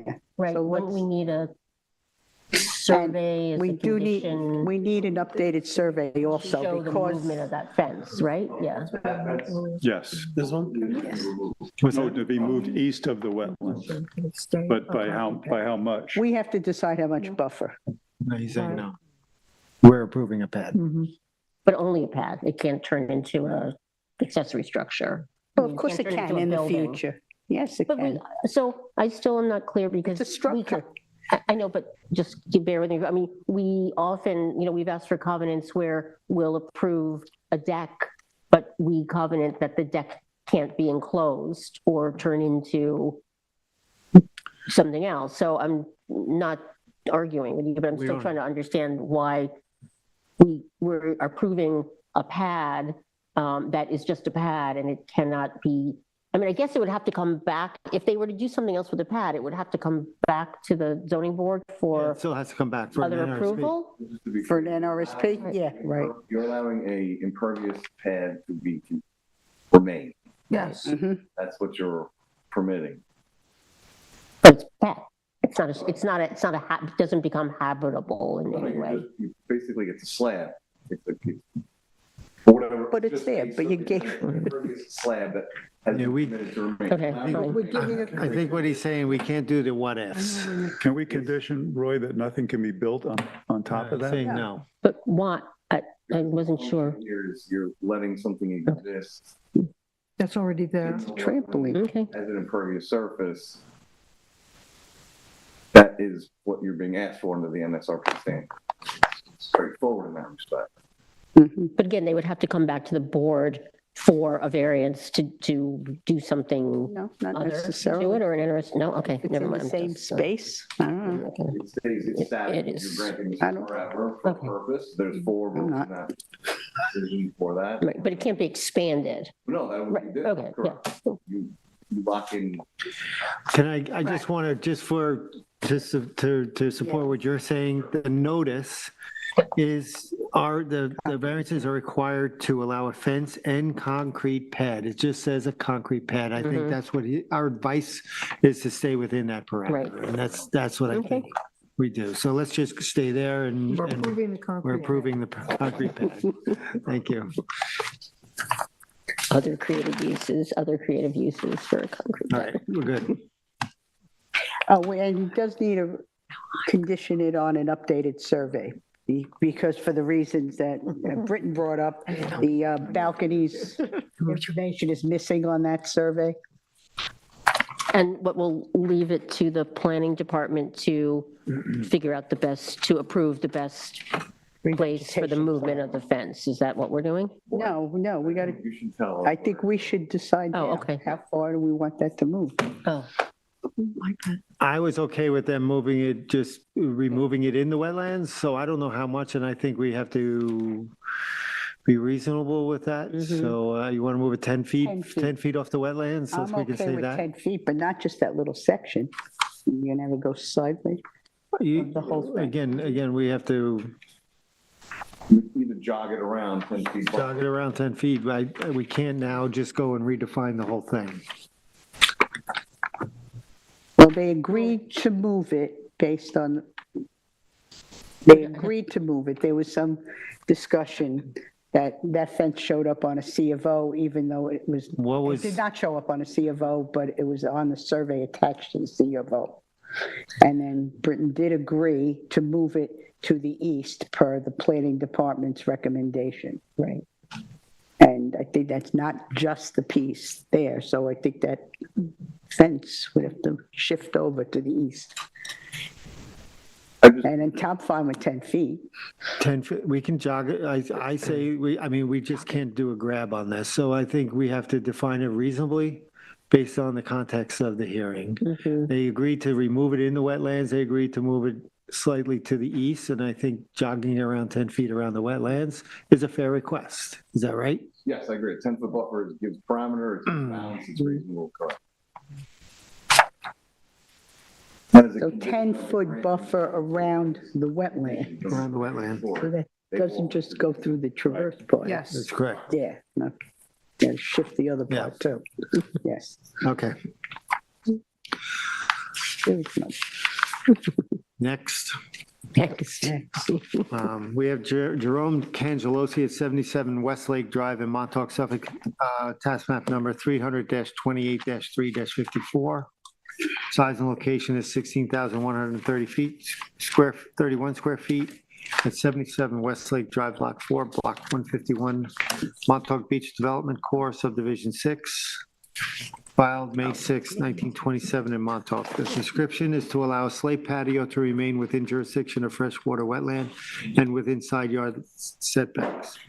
The relief sought is Right, okay, go ahead. a natural resources special permit pursuant to 255-420 of the town code, and 2 variances are required for this application. Variances of 1.7 feet, 4.8 feet are needed from 255-1110 of the East Hampton Town Code to allow the slate patio to remain 13.3 feet from the northern property line and 10.3 feet from the southern property line where 15 feet is required. Zoning district is B residence, X flood zone, and the secret class is type 2.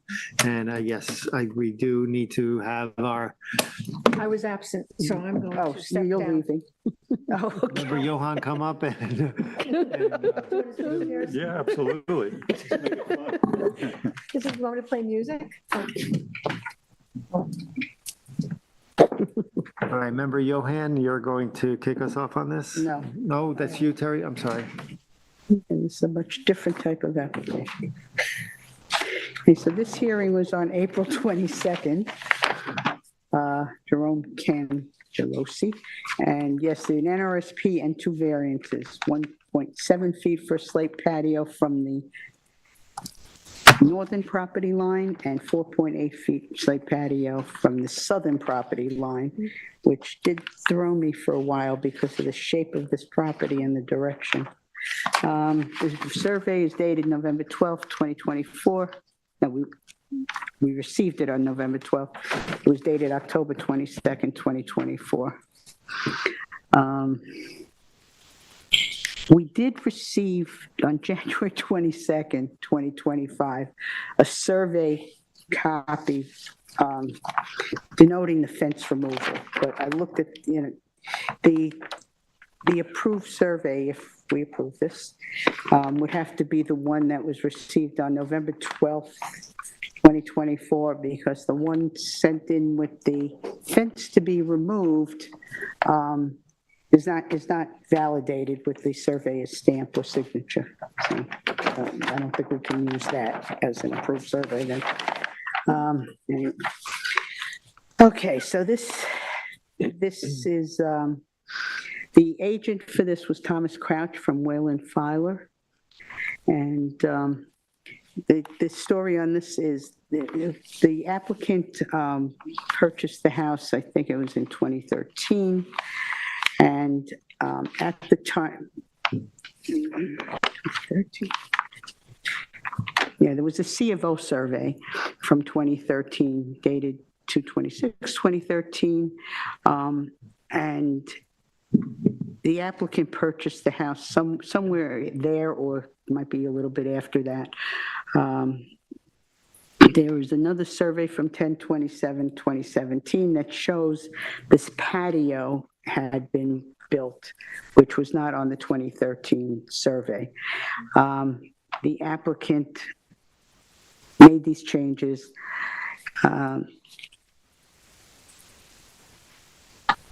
When he purchased the house, and the testimony that he gave was that there was a deck, a regular wood deck there, and before the slate patio, and then when the deck was in disrepair and they wanted to make it, I think, a little bit larger, what he did first, it was to change the driveway. The driveway on the survey now, it has been shortened from the time when it was there in 2013. So he removed about half of the driveway and put in the steps leading up to the property, and then put in the slate patio. And in doing so, there was a slight, I guess, measuring error, and the slate patio on the south side, I don't know, Tyler wants to point to it, ended up being 10.2 feet from the lot line, the property line. And originally, the slate patio required a 15-foot setback because it is attached to the principal house, and there was a discussion about that. The planning department had discovered that because it was attached, it had the greater variance, the greatest setback requirement. So it couldn't go as an admin as originally considered by the planning department. So that brought it to us. And the slate patio, the 10.2 feet is on the southern side, and the 13.3 foot, the 1.7 foot variance is on the north side. And you can see it, you can see the shape of the property, which is key to this whole thing. That inadvertently, the measurements are, I can see in this case how measurements could be off, but I think the benefit to this applicant certainly outweighs any detriment to the town. It's an NRSP also, but the planner did state that they do not feel that there would be any kind of environmental detriment to these patios. So the variance is certainly not large, 1.3. The 4.8 is a little more so, but the uniqueness of this whole thing is this, to me, the shape of this property.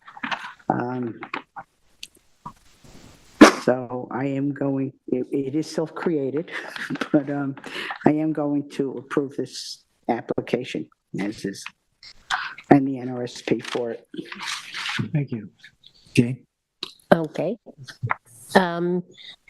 So I'm going to start with the NRSP. Based on what we heard at the hearing, and as Member Berger just said, the assessment of the planning department, there doesn't seem to be any issues related to the NRSP standard, so I'm going to approve that.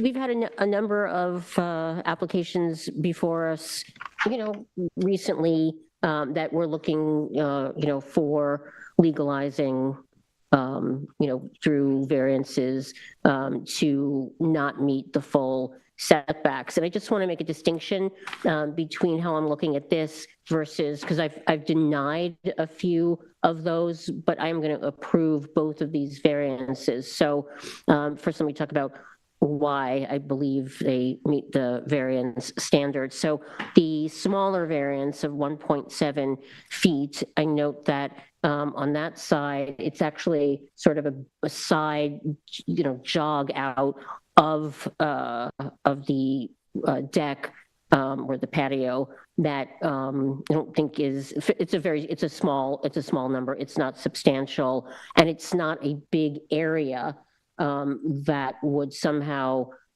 create disturbance to neighbors. I also would note we did have a neighbor speak in favor of the variances. So the smaller variance I'll approve. The larger variance, somewhat larger, I thought about a little more. The reason why I'm going to approve that, and I see it as meeting the standards, is because, again, when you look at the angle of that side of the deck, and we don't have the exact number, but I think it is also a fairly small amount of square footage that is not meeting the setback.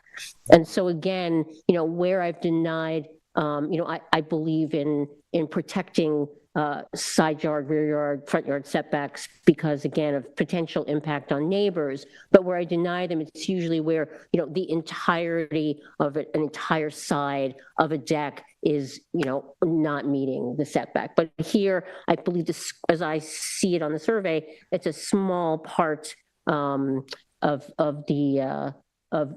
that deck also, so I don't think it will have an impact on the neighborhood or any degradation of others' enjoyment of their properties. So I'm going to approve both of the variances. And also, yes, it probably wouldn't be so hard to snap off, the side, but there's still a benefit, to keeping it for the applicant that outweighs any of the detriment or any potential negatives. And I think that was it. Thank you. John? I visited the property, and the story is that there was a rotting wooden deck that he had a contractor replace, and if it weren't for the fact that there was a misunderstanding with a contractor who didn't know that if the deck touches the house, the setback is considered the primary residence setback versus an accessory structure setback, this application wouldn't even be before us. So I visited the house. The property line is very well screened. There's no visual impact to the neighbors whatsoever. The wetland being less than 150 feet is 2 property lines away. I think that the variances requested are insubstantial. I don't think there's any undesirable change to the neighborhood or an impact to the neighbor. I don't think there's an environmental impact. The issue the relief being sought is self-created, but I believe inadvertently so. And I will approve the application in its entirety. Thank you. Ed? Yeah, I think one of the key things here has already been brought up by Member Mearing, and that is that although the requiring variances is for a very small portion of the deck, there's a small triangle on to the south and maybe possibly a little bit larger one to the north, but not much. Tam pointed out that the vegetation that exists to the south is on the neighbor's property, so if there was any need for screening, it's certainly already there and in their control, not in the control of the opposite neighbor, so they don't have to worry about that being taken down. On the north, it's theirs. We also had Martha Reichert, whose family owned the property, come in and speak, saying they were good stewards of the land and they're good neighbors, and that they had drawn up this odd-shaped lot some years ago. Her grandfather or someone had subdivided it. So there was understanding that there was a uniqueness to the shape of the land. I thought also a factor was that one of the things we were benefiting from with this renovation they did was that there was an elimination of some portion of driveway, and that driveway is another hardened surface. So we get a trade-off a bit there where we lose some hardened surface. We got two small triangles to consider here. I didn't think they were a problem. And I thought that there's really not much else to say about it. They made a mistake, and this is one of those, we see some that are major, and this seems minor, and it seems sort of understandable. But even if it wasn't understandable, I think what we have here is a situation where it's not really threatening a neighbor. So I don't see it having an adverse effect. And it was already commented by the planning board the night of the hearing that they didn't anticipate any negative environmental effects. So the NRSP could be satisfied by that judgment. So I'm willing to go along with my board members and approve this application in its entirety. Thank you. I'm going to agree with my fellow board members who have nothing else to add.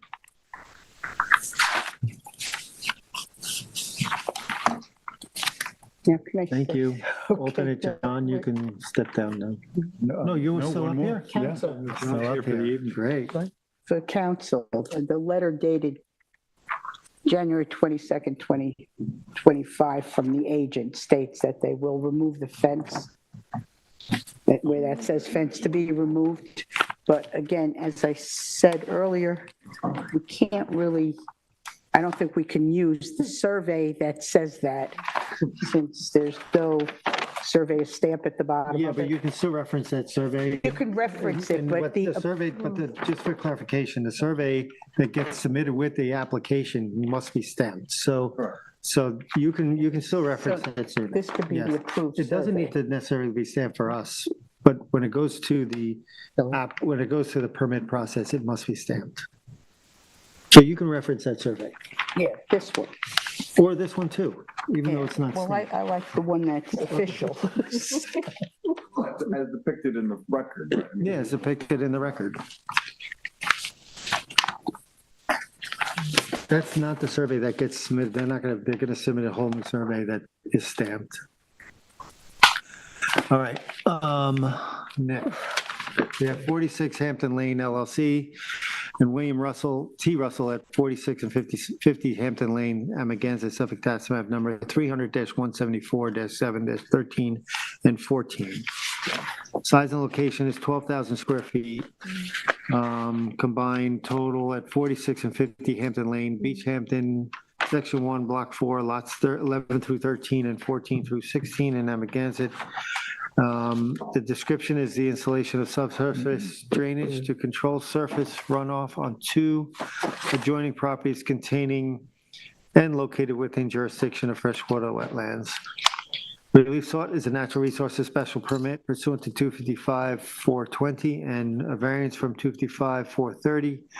Minimum wetland setbacks of the town code and other relief necessary. A 75-foot variance is required to install the drainage structures as close as 25 feet from wetlands where a 100-foot setback is required for structures. The zoning district is B residence, AE flood zone, elevation 10, the secret class is type 2, and this is member Mearing, and I'll say if there's any application that defines uniqueness. I'm just gonna, I'll be getting to that. Thank you I'm done. That's all I have to say. Thank you, Mr. Chair. Okay, I'm gonna run through the basics of the hearing as quickly as possible. So the public hearing was held on April 22, 2025. Vice Chair Severies was not present. She was away, so she alternate member Thorson participated in her place, and he's here with us to deliberate as well. The applicant and the application was represented by Ms. Martha Reichert of the firm Toomey Latham et al. Sorry, I won't go through all of their names. The TAM dated for April 2nd, 2025 was written by Brian Frank, but the application was presented at the public hearing for the planning department by Tyler, right? You represented it. At the public hearing, as the public hearing notice makes clear, this application involves two contiguous but separate lots, 46 and 50 Hampton Lane, and though they appear as under separate names, one under the LLC and one under William T. Russell, the two lots have been confirmed in the public hearing record as being in common ownership. Hampton Lane, as everyone will recall, is one of the narrow dirt roads that comprise the eastern end of Beach Hampton. We're working off of surveys dated 9/19/23 from Gary Benz surveyor, and there's a survey for each individual lot, but primarily we're working off of the survey that shows both lots on one.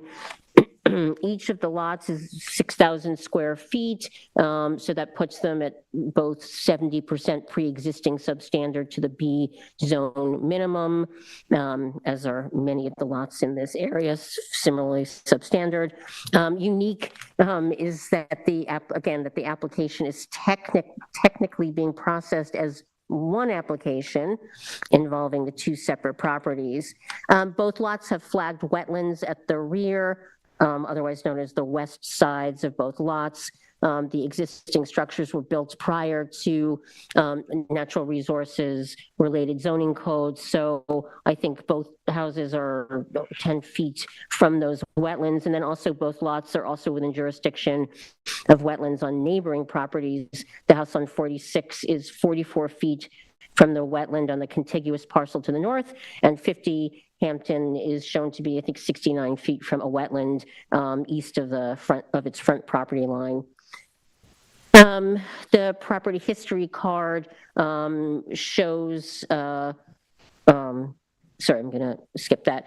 We heard during the hearing that both houses, which are basically modest in terms of GFA, I believe both have crawl spaces that are often prone to the incursion of water because of the conditions with respect to rising groundwater and the presence of wetland around.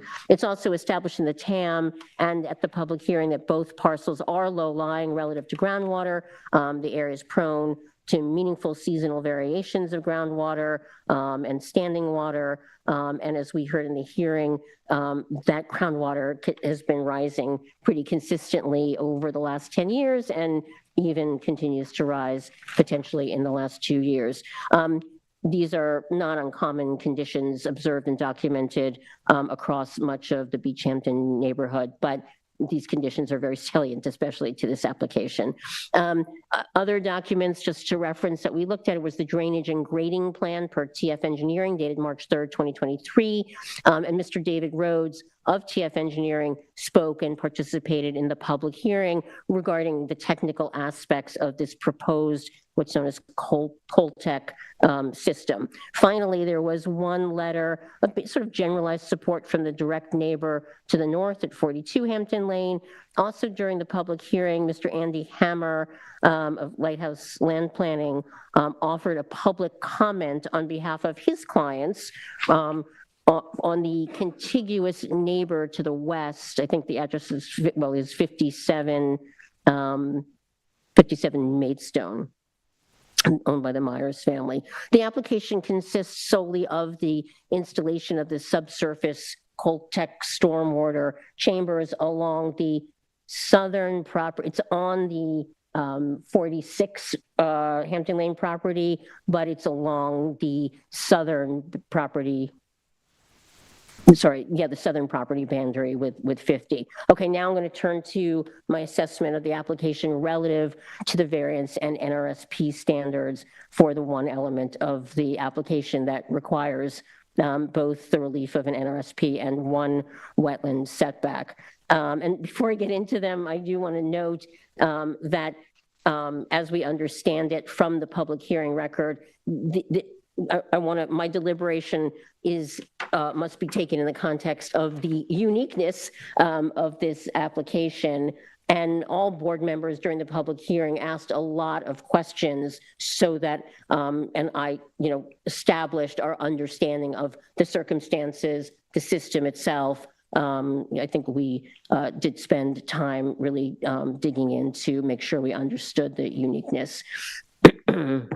The other part of the uniqueness is that the proposed project requiring relief was precipitated by a 2022 Justice Court proceeding that resulted in, a very specific mandate to make sure that standing water or water being pumped through sump pumps remained on the applicant's property. We did also learn as part of Mr. Hammer's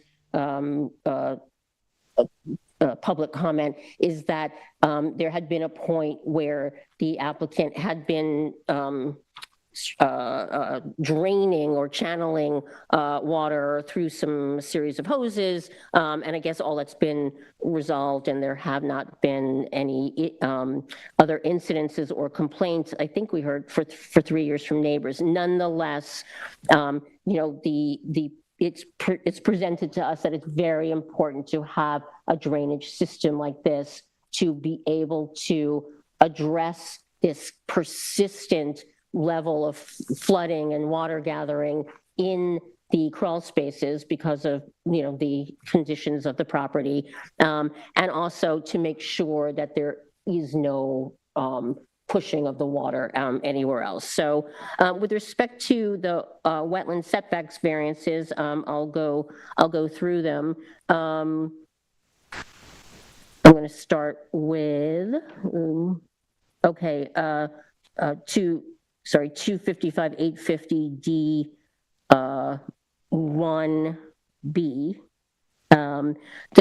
That the variance to be granted is the minimum variance necessary and adequate to alleviate the difficulty that the applicant finds. This was addressed and talked about, we talked about the placement potentially of this system on other areas of either property, but I won't go through them all. There are limitations to all the other locations because of the flagging of the wetlands, the desire to keep the front yards open potentially for upgraded septic systems.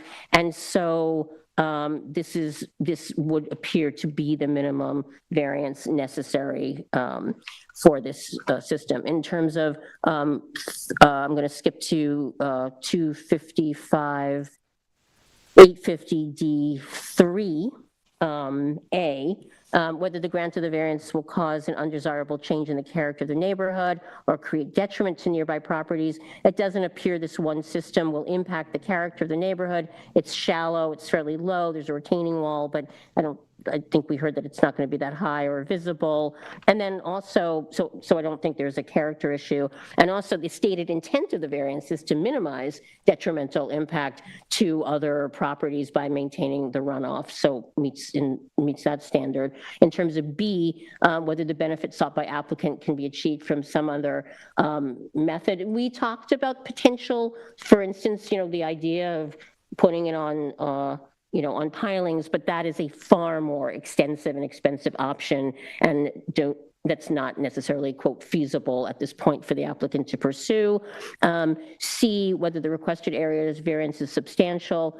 Yes, numerically it is substantial because it's 75% variance required from the wetland setback. However, that is, as I said before, I believe the minimum variance necessary.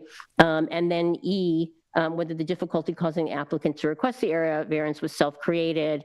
On one hand, it was self-created because it started because they were pushing water through hoses around, but at the end of the day, there's a rising groundwater, there's low elevation on the property, there's standing, there's water in the crawl space, so it's not self-created. There's two other standards I'm gonna come to in a second in the variance, but let me turn now to the NRSP. Compatibility with 255-111 and 255-410. I do not see the granting of the NRSP to be incompatible with either of those. And then I want to take 255-551D, preservation of natural resources, and look at it together through the same analysis as addressing 255-850D1 and also 3D, the benefit from the grant of the area variance outweighs any detriment. So my deliberation with respect to these standards is that these standards are met. Now, I do just want to say in conclusion that this is a unique and sort of idiosyncratic application. Mr. Rhodes answered many questions about the efficacy and that it will not have any detrimental effect. That there's more of a positive effect. Obviously I don't, as a board member, have the technical expertise, so I find I must rely on Mr. Rhodes' expertise and his testimony, and so it's not something that I could have differently. However, we did establish that the system has not been used in this type of way in this area. And also, what we also established is that ultimately, ensuring that this system doesn't have or turn into a negative effect or remains positive will really have to deal with the maintenance of the system.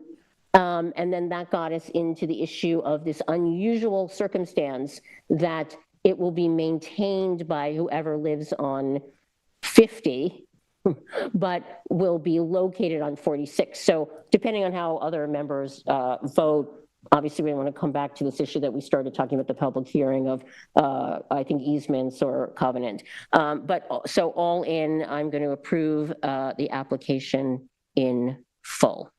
Thank you. Jerry? Okay. I too am going to approve the application in full. Member Mearing went through everything in great detail. Yeah, there was discussion.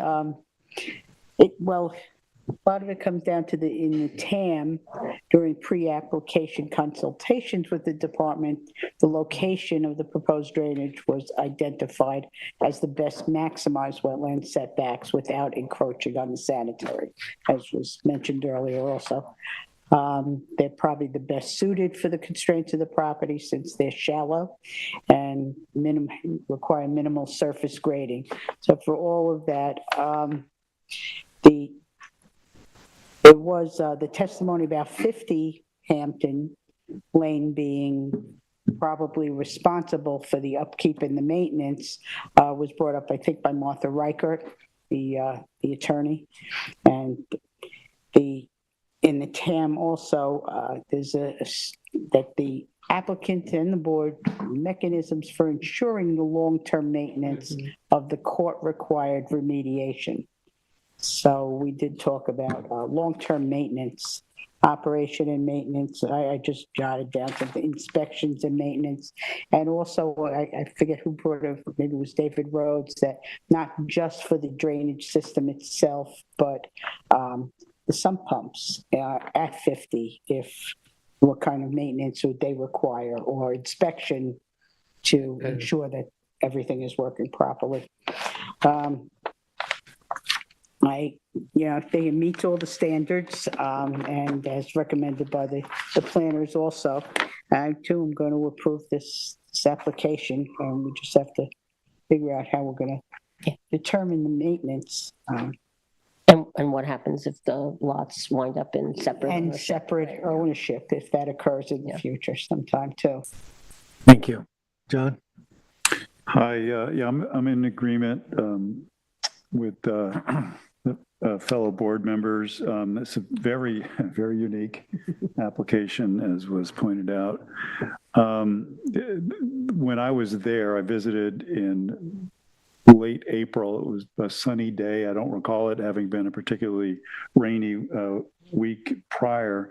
There was standing water at 50 Hampton Road. And when I was there, the sump pump happened to discharge water from the basement, adding, there was literally, it was a muddy surface all around 50 Hampton Lane. So certainly their basement flooding is not a self-created condition.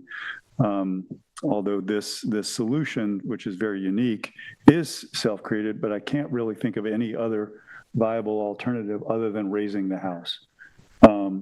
So their current condition, having that much water stagnant in their basement, is creating a mold condition in their house, which is not at all optimal. I wonder how this is going to work. It's interesting. There'll be sump pumps that'll pump water basically uphill, slightly uphill to 46 into a 909-gallon cistern, where it'll then percolate much more slowly back into the groundwater. It was, as Andy Hammer pointed out, a little bit of a Sisyphean solution, but I can't imagine any other. And I do think of it as actually being beneficial to the environment and not detrimental. And it'll have a positive impact on the neighborhood. So for those reasons, I do think it is substantial to have a cistern 75 feet away or 25 feet away where 100 feet is required from a wetland. But I can't think of any other solution to really what I think is a reasonable application.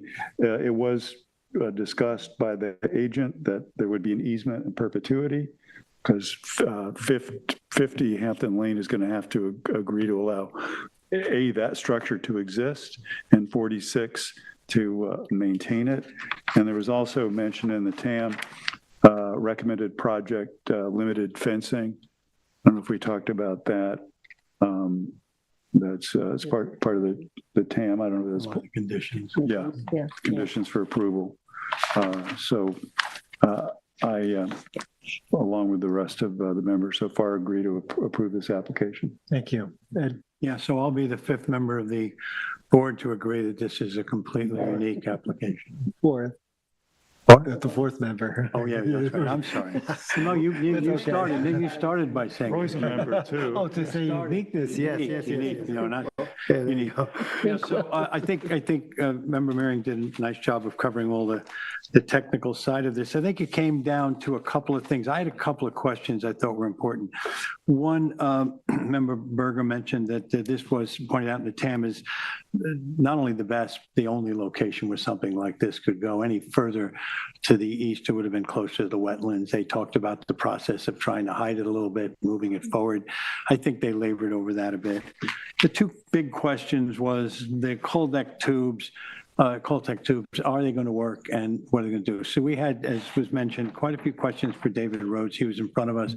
He's worked with systems like this and mentioned that it's being recommended now in certain septic conditions. We talked about what the capacity is, that 909 or 910 gallon capacity. How is that going to go and how is that going to leach? I think that he did a good job of explaining what he saw the problem. We're dealing with groundwater at 4.6 feet and elevation at 6. There's very little play in here for anybody to disperse water.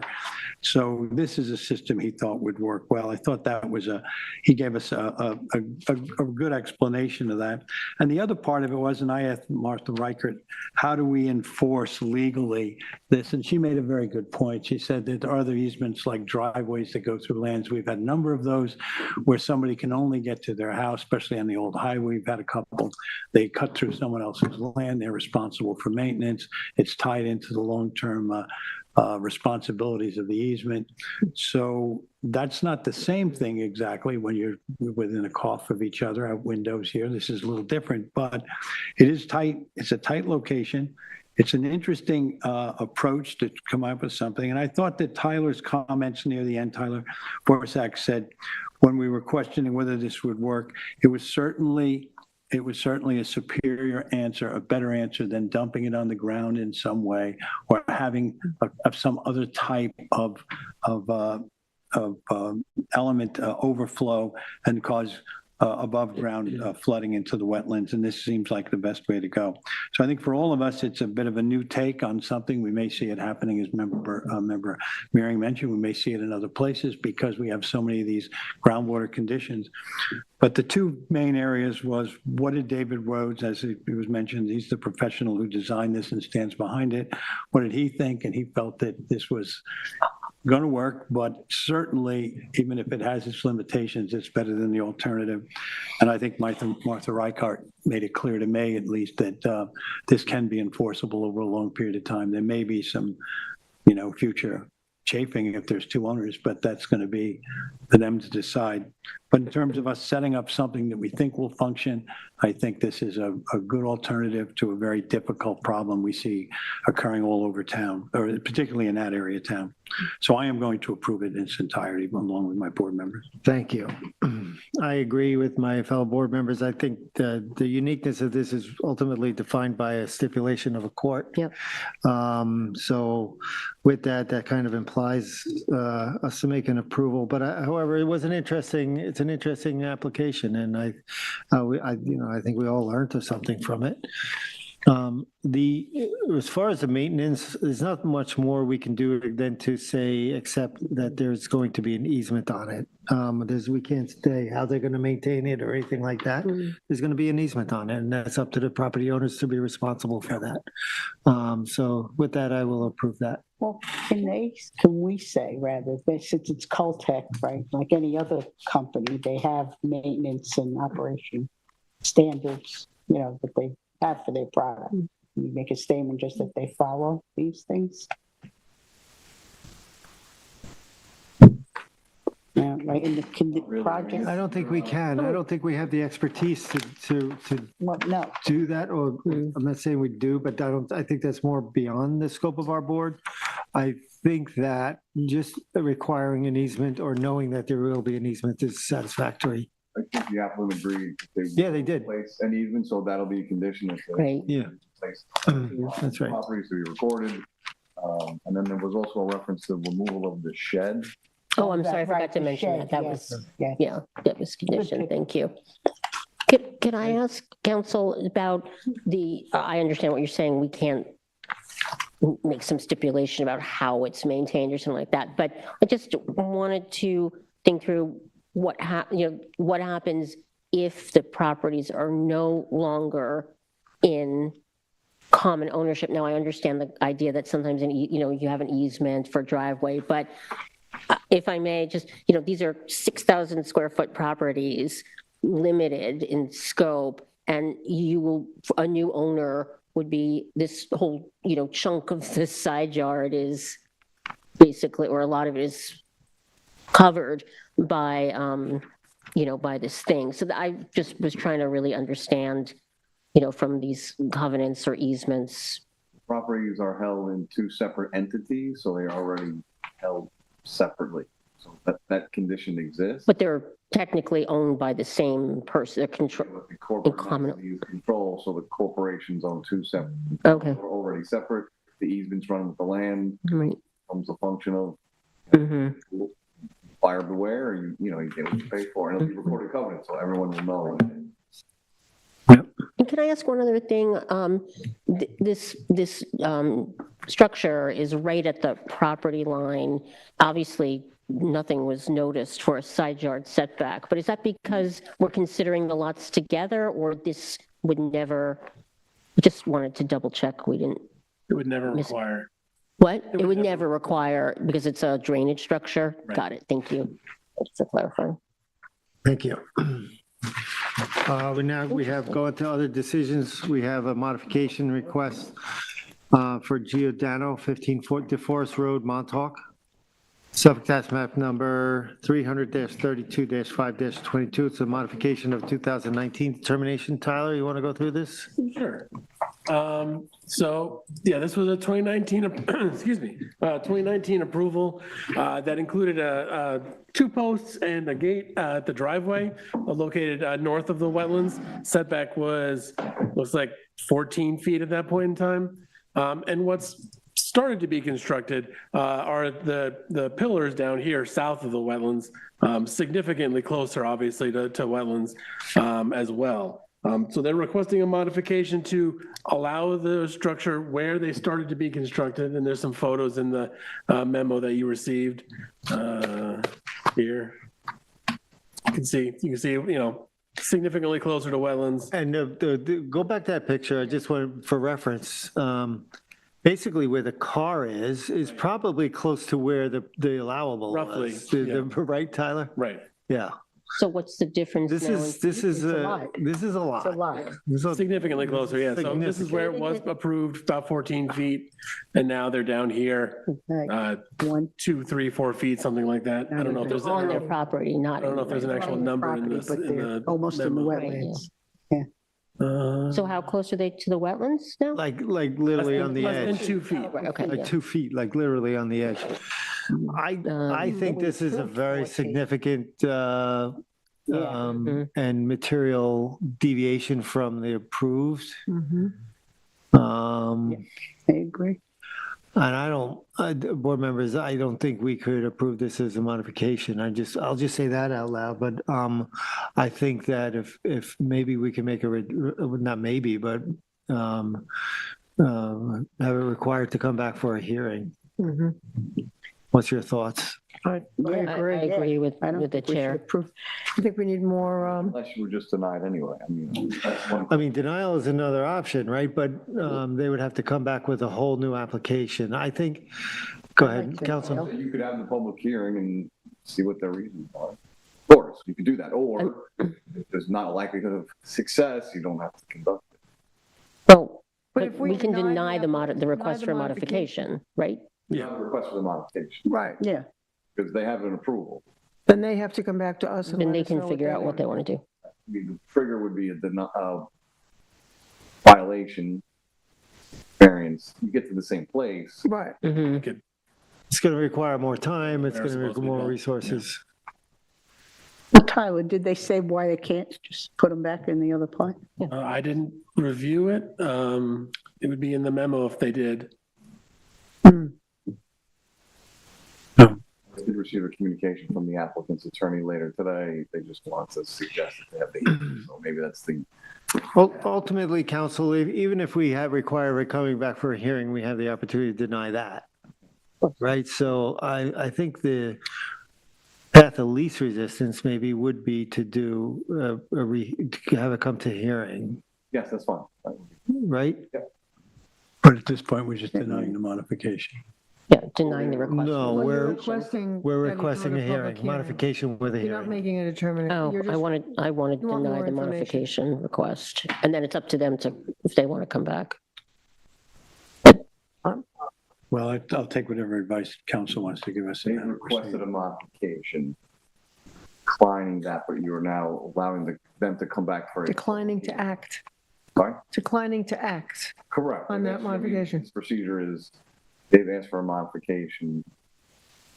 And we're denying that. Give them the modification, but you can call them back for a public hearing. That's the practice of the board. Is that correct?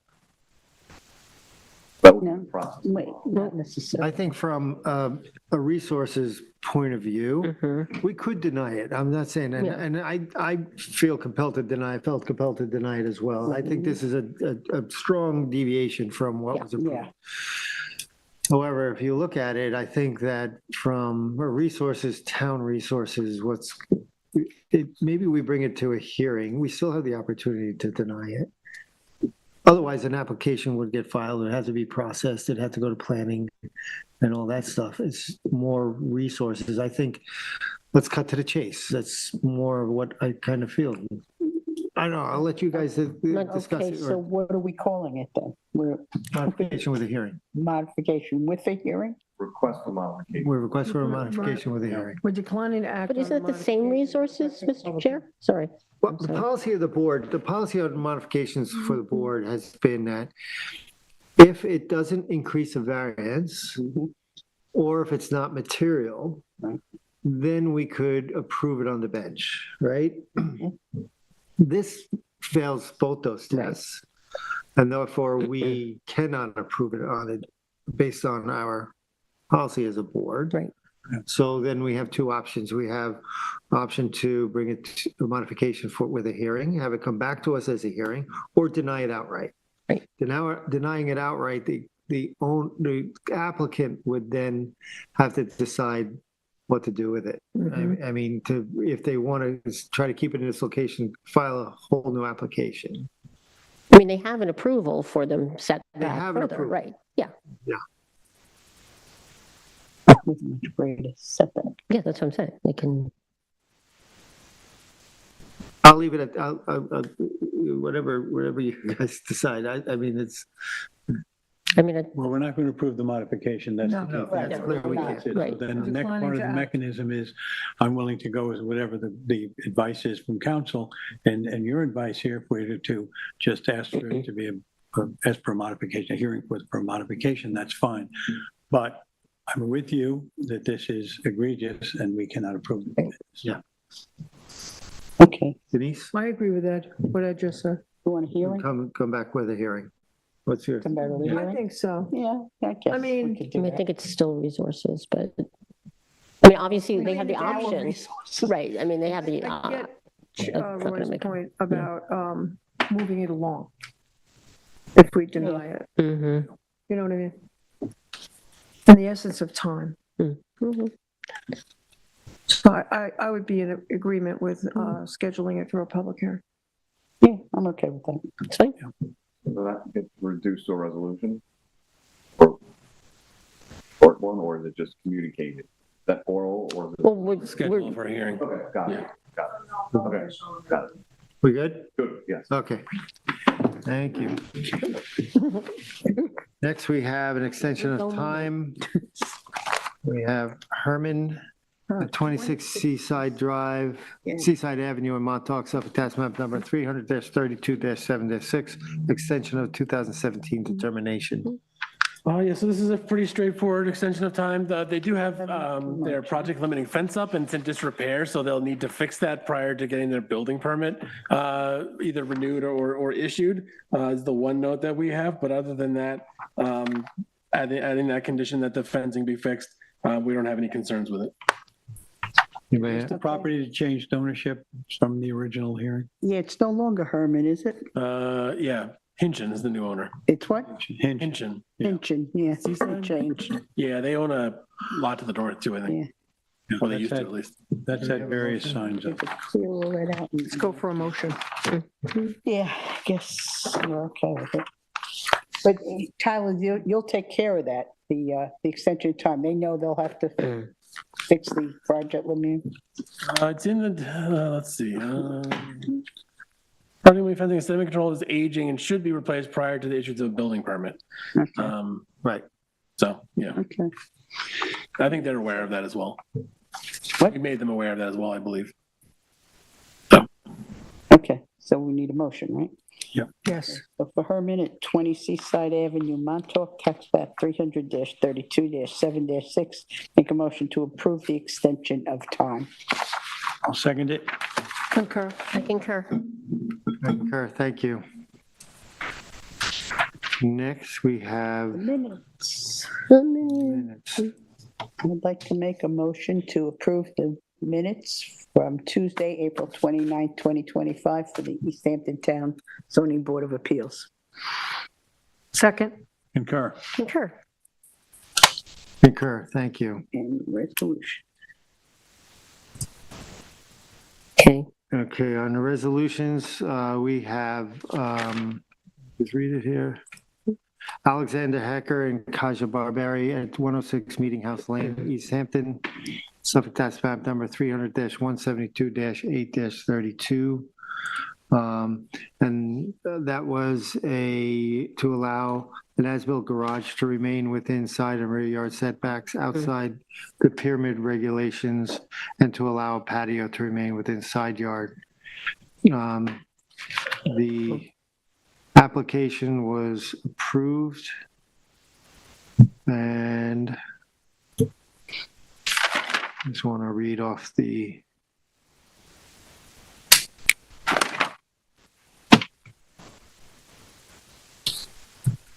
it's along concurring with the, there was a 4-1 approval. Of the whole thing, right? Well, there was the pyramid. There's no reason to read the denied the whole thing. cupola. That's too extensive. And then, Teresa, you, Denied the pyramid. you denied the pyramid. Cupola. Right, and the cupola. Okay. So with that, I make a motion to approve the application of Alexander Hacker and Kaja Barberi, 106 Meeting House Lanes, East Hampton, Suffolk, tax map number 300-172-8-33-.2s to adopt the resolution as written. Second, Concur. Concur. Next, we have Susanna Plaza at 18 6th Street, Kingstown Park Springs, Suffolk, tax map number 300-76-7-11.5. This was a 4-1 approval for, to allow a 735 square foot patio to remain within side and front yard setbacks, and to allow a shed to remain within side yard setbacks as well. I'd like to make a motion for Susanna Plaza, 18 6th Street, Kingstown Park Springs, Suffolk County tax map number 300-76-7-11.5. I'd like to make a motion to approve the determination as written. I'll second it. I concur. I concur. I concur. Thank you. Vice Chair. Here we go. I'd like to make a motion to adjourn the Zoning Board of Appeals on May 6, 2025 at 8:50 PM. Second. Concur.